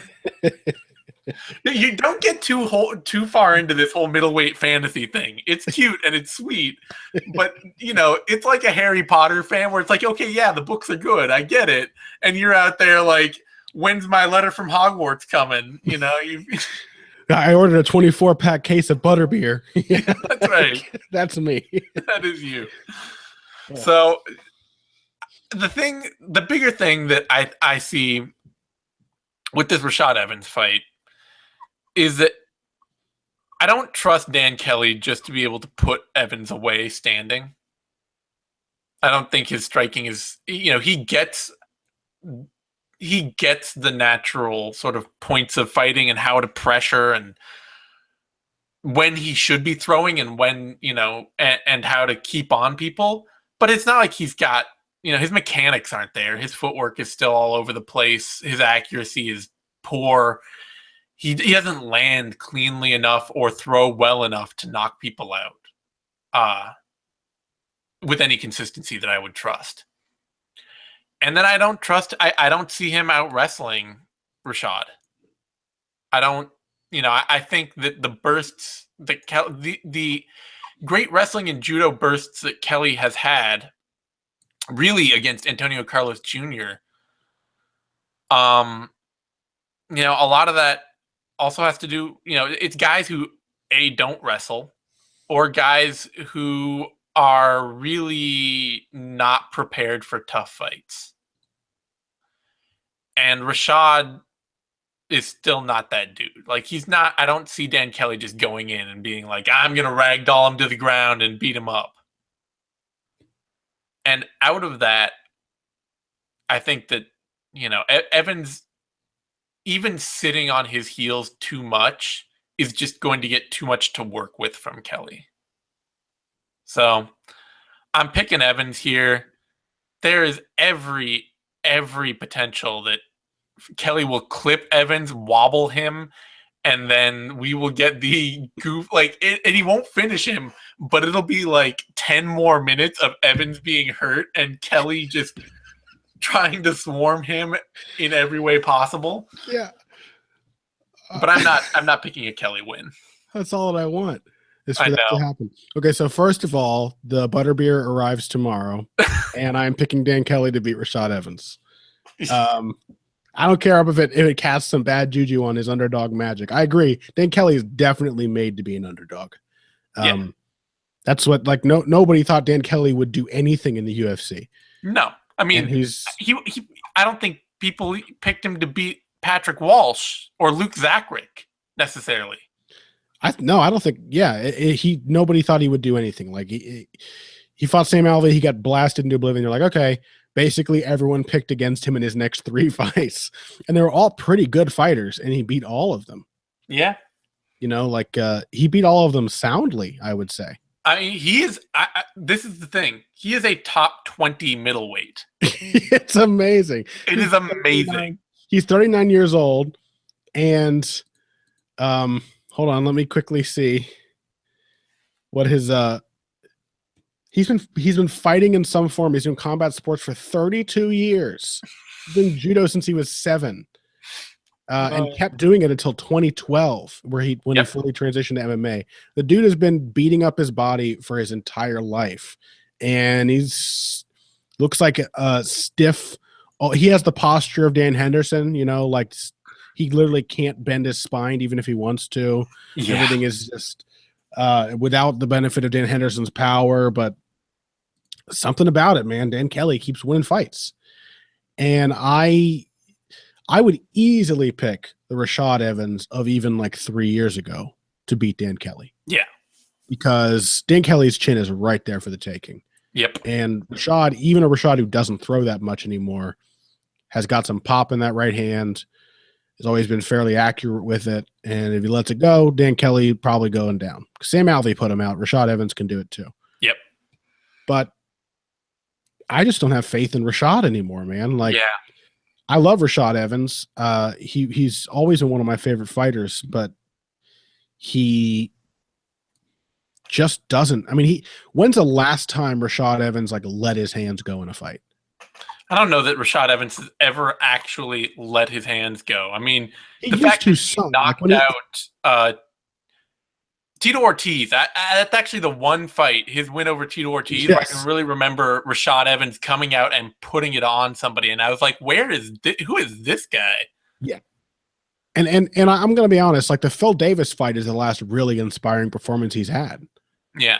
Looked really good wrestling with Phil Davis, and then didn't do anything against John Jones, did less than nothing against Little Nog, got rocked with a jab by Dan Henderson, an old Dan Henderson, in a very slow fight, beat Chael. He looked good beating Chael, but then, long layoff, injury. Now we have whatever this hopefully pre-existing and non-serious brain issue that the New York Athletic Commission picked up on is. So I just feel sad about the idea of Rashad fighting in general, and maybe I'm letting that emotion color this. My love for Dan Kelly, and my fear for Rashad Evans, but somehow Dan Kelly looks younger than Rashad Evans. I know, and it's not. You know what I mean? It's not possible. Rashad could definitely out wrestle Dan Kelly if he gets off some of those nice shots. I'm sure he's still got a great blast double. He's always had a great takedown game. And Dan Kelly can be taken down if you can catch him off guard. Yeah, Rashad's wrestling is very similar to that of Antonio Carlos Jr., explosive shot takedowns. And Antonio Carlos Jr. Worked Dan Kelly on the ground before gassing. But I also haven't seen Rashad going for those takedowns all that much anymore. And I haven't seen him throw in his right. It's just kind of a lot of Rashad backing up and getting hit. And Dan Kelly does not move his head, and he doesn't block his face, but he absolutely comes forward and times his shots pretty well, and he's got enough snap to make you respect it, and He's got enough grit. I mean, you said before, people who aren't ready for a tough fight. Dan Kelly is always ready for a tough fight, and I don't think that Rashad is anymore. So I'm going with old man Dan, Judo Dan. Hey, no one will be happier than me to see Dan Kelly win this fight. Like, I love watching him fight, but I'm not going to pick him. I'm not going to do it, and I'm not going to do it on principle because. Yeah, well, that's fine. If Krylov ever gets back into the UFC for these shows, I will continue to pick against him even when he's champion. It's it's sometimes you got to have principles. By the way, it is proof of how magnetic and wonderful Dan Kelly is with his glorious dad bod that he is basically just killing my heroes, and I still love him. Like first Chris Camozzi, now Rashad Evans. If he had beaten Sam Alvey, like I would have loved the man who killed everything I ever loved. So he's put me in a difficult position, but you gotta love Dan Kelly, man. You have to root for him. Lucky that Li Jinglong is in the middleweight. Oh, thank God. Yeah, he would knock Dan Kelly the fuck out though. So come on, man. All right, the odds on this fight.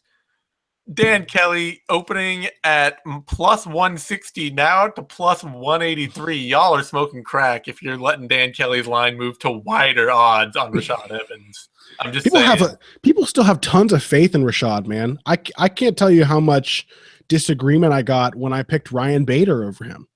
Oh, I'm like, it's just not. That was such an easy pick. That was like, that was such an easy pick. It was a bet too. Like Ryan Bader was an underdog. He was like plus 130 against Rashad Evans. Ryan Bader was an easier pick for me than Glover Teixeira was. Sure. Like Glover Teixeira has had some of the same downfall as Rashad at times. He's had Ryan Bader's still sharp. Yeah. Evans opened at minus 210, now out to minus 223. Kelly is probably worth an underdog bet. Definitely. Yeah. I mean, especially if he goes wider, if people have that much faith in Rashad, there's no reason to. It would be, again, this would be one of those fights where it would be the worst loss of Rashad's career. Yeah, oh yeah. It would be by far the lowest bar. And yes. I'm not, like I went and watched the Glover Teixeira fight again, and you can see what's going wrong, or you can see all the problems in Rashad's game, but I still see a fighter who he can get hit a couple of times before he gets stunned, and Kelly doesn't have anything like Glover's power. And except in that front kick, he knocked out Shoeface with. And Rashad, like, he still looks physically able to perform, even if he's not pulling the trigger. So I'm picking him, but there's nothing to trust in Rashad's game right now at all. Dan Kelly is Australia, isn't he? It's like it's a country where only perpetual underdogs can possibly survive. That's Dan right. Kelly he's everything.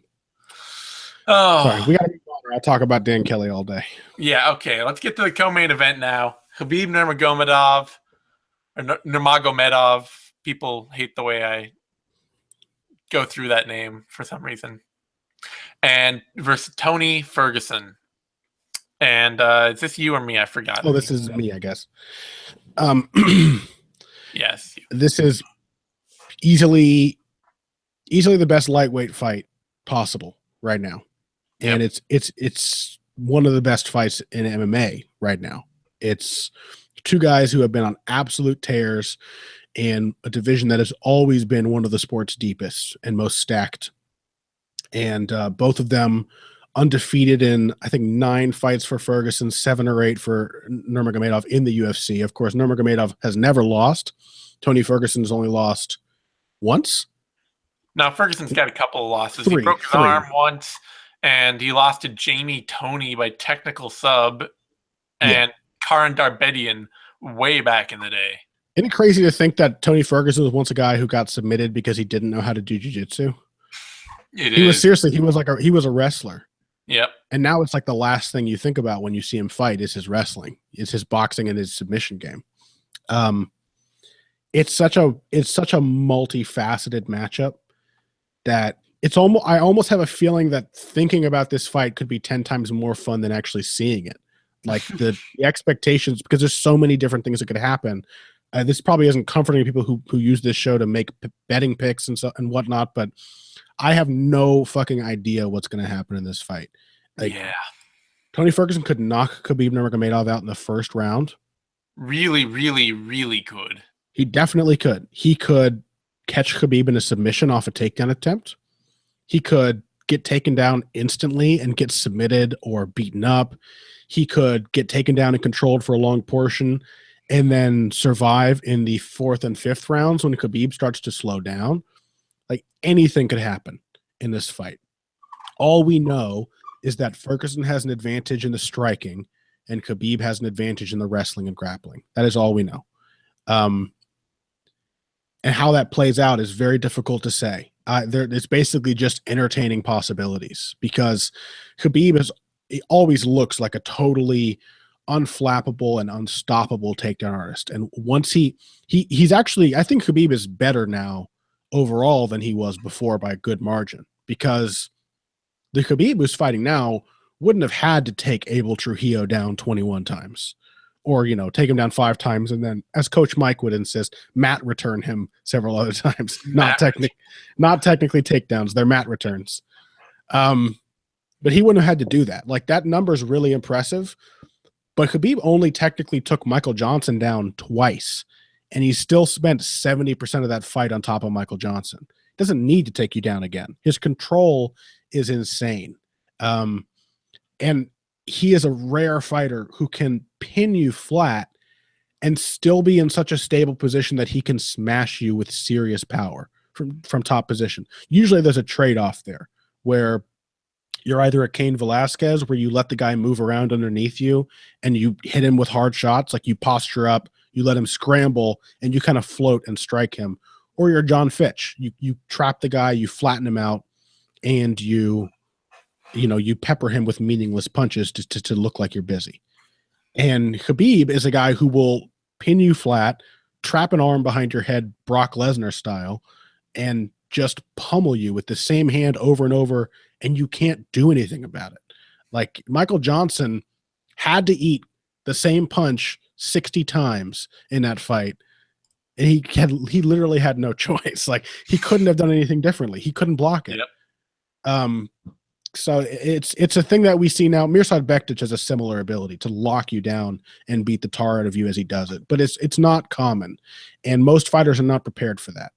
And I think that's why Khabib also has a pretty tremendous mental impact on most of his opponents. Once he takes them down, they really lose heart. I don't think that's going to be the case with Tony Ferguson, who I think is a crazy man.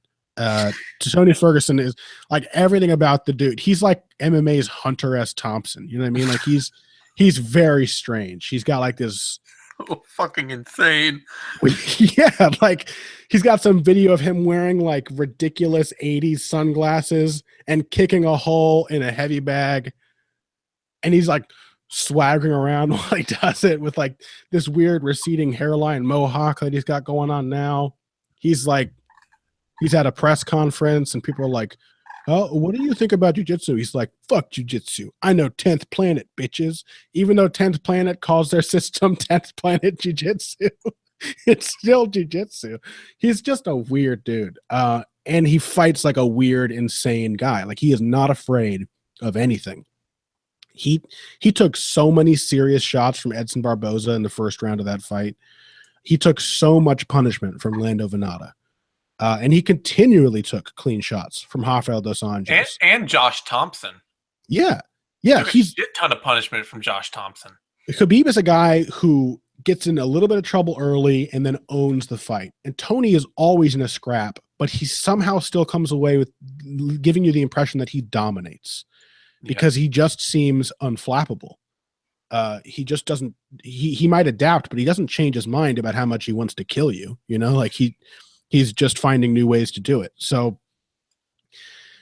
if Tony Ferguson reacts that way to Khabib, does that take away Khabib's secret weapon? And there's also the matter to consider that Khabib has never been in a 5-round fight. Tony Ferguson has been in at least one. He's trained for several now. And not just a 5-round fight, but that bout with RDA was in Mexico City. Yep. And Tony Ferguson threw 401 significant strikes and did not slow down at all. I mean, it was a very consistent high pace. The first round was his slowest round. Yep. And that is not normal. That's not a thing that most people can do. And so I kind of had this working theory in my head that Khabib gasses, but always keeps his opponents more tired than he is.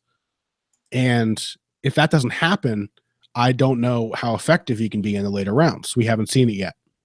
So he may just be a guy who looks tired but is still fine, like Dominic Cruz. We don't know, because he still has always looked strong in the third round. So I have no idea. I'm going to pick Khabib Nurmagomedov to beat Tony Ferguson, kind of on a hunch, because there's not really much else I can do. Because I remember very clearly Tony Ferguson looking extremely lackluster against Danny Castillo. He has his funk rolls and his submission counters, but his upright boxing style is susceptible to those takedowns. And once he's taken down, I think Ferguson's confidence on the ground may be his worst enemy against a guy like Khabib. I think his willingness to play that game, because I truly think he believes he can take on Khabib anywhere. And a slightly less crazy fighter would very easily see that you have a huge advantage on the feet. You should not engage in the grappling if you don't have to. But Ferguson probably will. Yeah. So I think that Khabib is going to get him down and keep him down and wear on him in a way that nobody else has been able to do to Tony Ferguson. Because having Danny Castillo lay on top of you is very different from having Khabib on top of you. A lot of this fight is so much to me about, because we know we can see these clear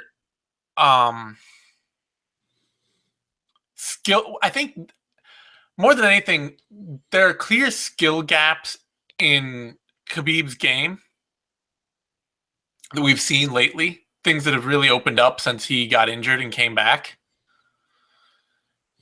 And there are clear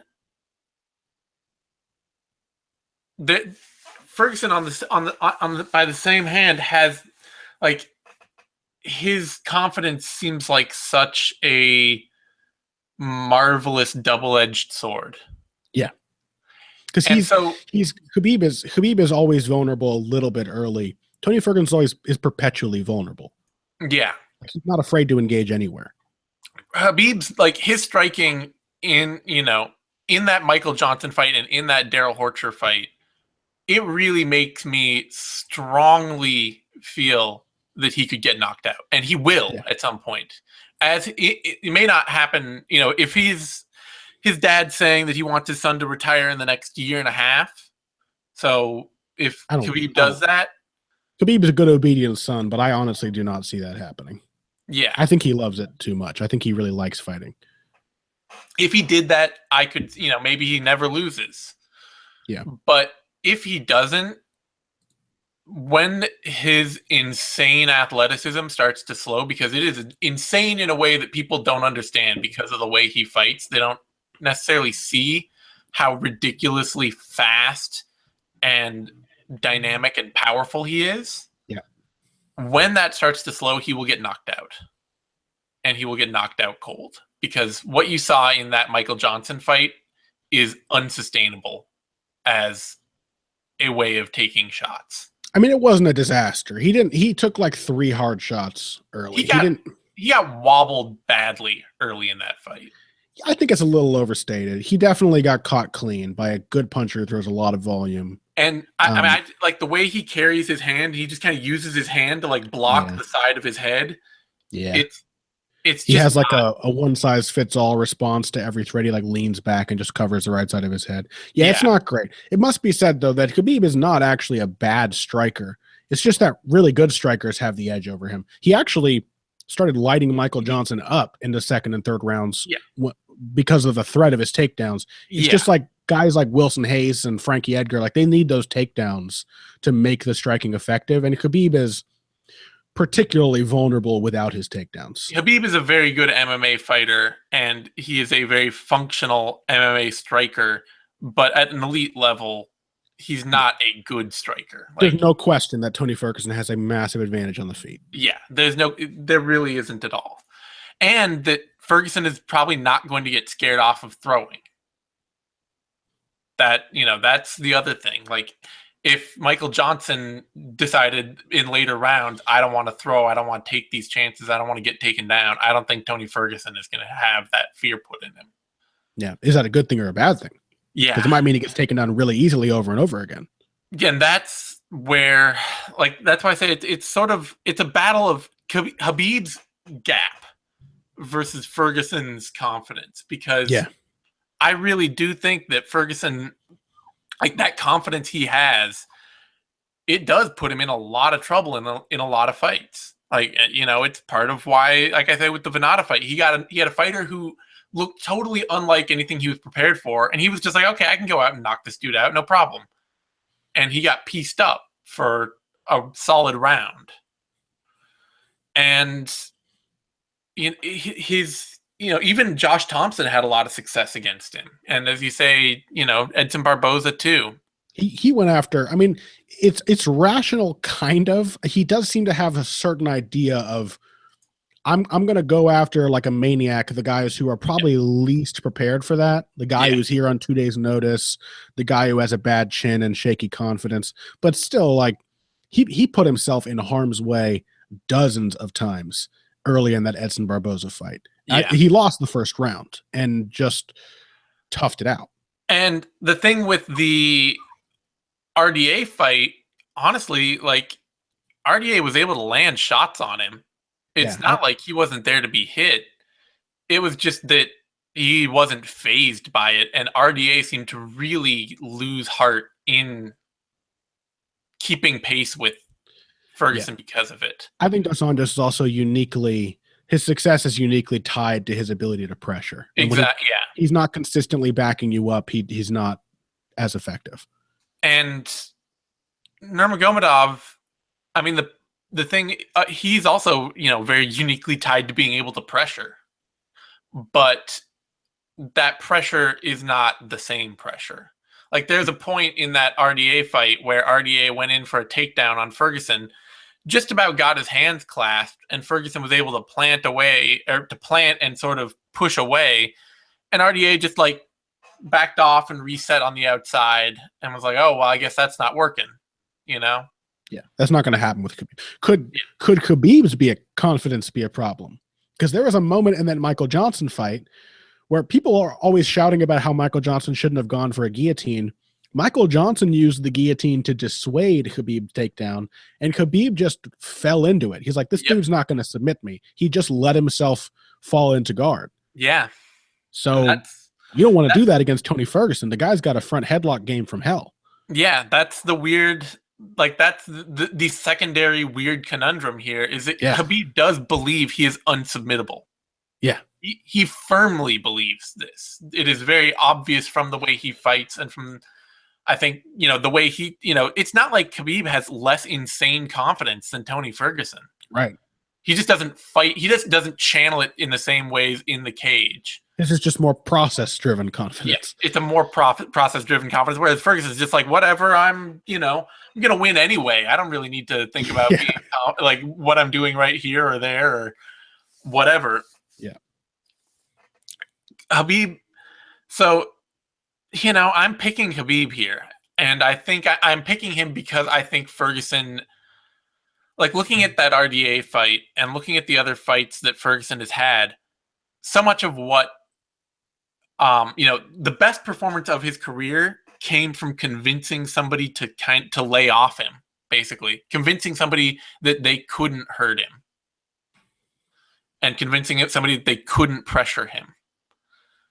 And otherwise, he's had great wins and great finishes, but a lot of hard fights that have shown a lot of gaps. Yeah.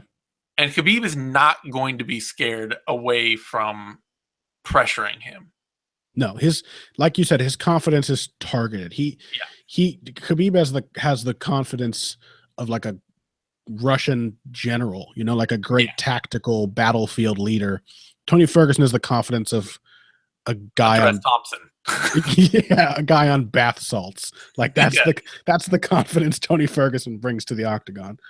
And so because of that, I think that Ferguson is going to give Khabib too many of the openings that Khabib needs. He's going to just everywhere, just too much of letting Khabib land shots, letting Khabib get in on his waist and work his takedown series, letting Khabib take him to the ground and play guard and play a submission game. And there are going to be openings from Khabib. Khabib does not believe he can be submitted. This leaves him to put himself in positions where he can be submitted and just be like, shit, try and break my arm. Fine, see if you can. And then people can't, and he pushes through it and he beats them up. But these things don't work forever. Not every fighter can, no fighter can do them forever. So there are going to be a lot of openings in this fight. There's a ton of confidence at play. I just think that the push for round winning leans on Khabib. And that's why I'm leaning towards that. But what happens again if the stamina doesn't hold up? Round winning becomes not an issue. Thing is a whole different thing because Ferguson has insane stamina. And even if Khabib can outwork Ferguson clearly for 3 rounds and solidly beat him for 3 rounds, if he's done by round 4, he could be totally fucked. This fight's like arguing over religious theory. Like it's only fun because you can't prove it and nobody has any idea. It may not even be an amazing fight, but thinking about it, like what it means and what both guys bring to the table, the fact that anything could happen is what makes it so interesting. Yeah. I'm picking Khabib, but it's not secure. No. I wouldn't, by the way, no matter what the odds are, don't bet on this fight. Yeah. Khabib Nurmagomedov is opened at -200, is at -183. A lot of movement up and down on that line to get basically back to where it started. Ferguson opening at +160, now +153. Also some movement on that line. Just stay away. Yeah. I don't care what it is. I don't care how you think people are going to finish it. It's don't take the total. Khabib. No. Ferguson's a great finisher. Khabib is an unstoppable grappler. Like, who knows what happens when the immovable object and the unstoppable force collide? Indeed. That brings us to our main event: Tyron Woodley versus Stephen Thompson. And this is kind of like, it's not a letdown. It's a good fight, but it's a little bit of a backstep from. It's Barnett Cormier after Melendez Thompson. I'll always remember that Strikeforce event where Melendez Thompson 3 was absolutely batshit. And even though Cormier Barnett was a really good fight, it was a slight letdown. Yeah. So I'm talking about this. I think Tyron Woodley's going to win. And I was thinking about this before I watched any film on them again. And going back and watching their first fight again just kind of reaffirmed it for me. And one of the big reasons that I think Woodley is going to win is that I think Woodley has more adjustments that he can make than Thompson does. I think that there is more that Woodley can build off of from that first performance than Thompson can. Because so much of what I think Thompson has to adjust to is Woodley's speed and power. And that's like, that dynamic can't change. Thompson cannot get faster. Woodley is not going to hit less hard. He should have waited 3 years for the rematch. Exactly. Maybe when Woodley gets old, it'll change. Whereas Woodley, he can look at a lot of things that Thompson's doing and see if there are ways that he can adjust around them. And more than that, watching the fight the first time Thompson really starts to try to pull the trigger on Woodley, he gets taken down. And I think that Thompson, the way Woodley fights, I still don't like it. I still don't trust it. I still feel like he traps himself against the cage in ways that he is comfortable with and wants, and is a fight that he is actively pursuing. But when he traps himself against the cage, he does, in fact, open himself up to being hit by limiting his own movement options. He severely limits the ways he can go to escape strikes, and it lets people hit him. And as the fight went on and got later, especially very late in the fight, Woodley got hit a lot. Yeah. But I think that he's got the right game to bait Thompson in and then swarm him. And it works against Thompson. It works in a way that it hasn't for other fighters, that it wasn't able to work for Johnny Hendricks, and that it certainly didn't work for Rory McDonald. But Woodley has a faster first step. He hits harder, and I think that that covers some ground that I don't think Thompson has the answer to, or has quite the tools to make up, has the answer for. Woodley has solved enough of his problems with being totally trapped and shut down that I don't think Thompson can just bait him into that Rory McDonald loss.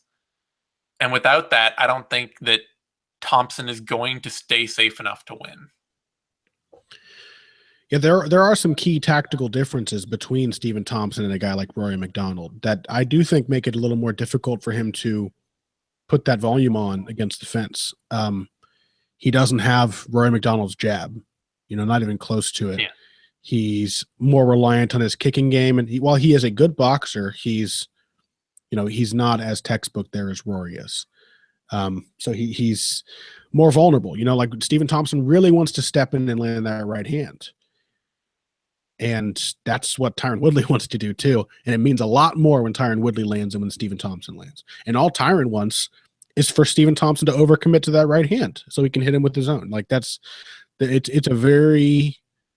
a narrow tightrope that Stephen Thompson walks because of his style. I do think there are ways he can adjust from the last fight. And while Tyron Woodley, I agree, may have more to work off of because he saw how much impact he could have with just the basic essentials of his style, I'm not convinced he will adjust because I don't know that I've ever seen Tyron Woodley adjust from one fight to the next. Granted, we've not seen him in a rematch, but his style is basically the same. Yeah. As it was in his, like, as soon as he decided he could knock people out in Strikeforce and didn't just have to wrestle them, that's how he's fought. Let me adjust what I'm saying then slightly. I think having seen what Stephen Thompson is offering him will make it easier for Tyron Woodley to know where his opportunities are. May have his reads maybe a little more dialed in. Yeah, then it will be for Stephen Thompson having seen what Tyron Woodley has to offer. I don't know that Stephen Thompson can get the same value out of those. Yeah, because no matter what he's reading, like the athleticism matters a lot. And Pat Wyman brought this up on Heavy Hands. He was talking about how he spoke to Stephen Thompson and he said he brought in like these hard athletic punchers to just throw lead rights at him over and over and over again, and it didn't matter.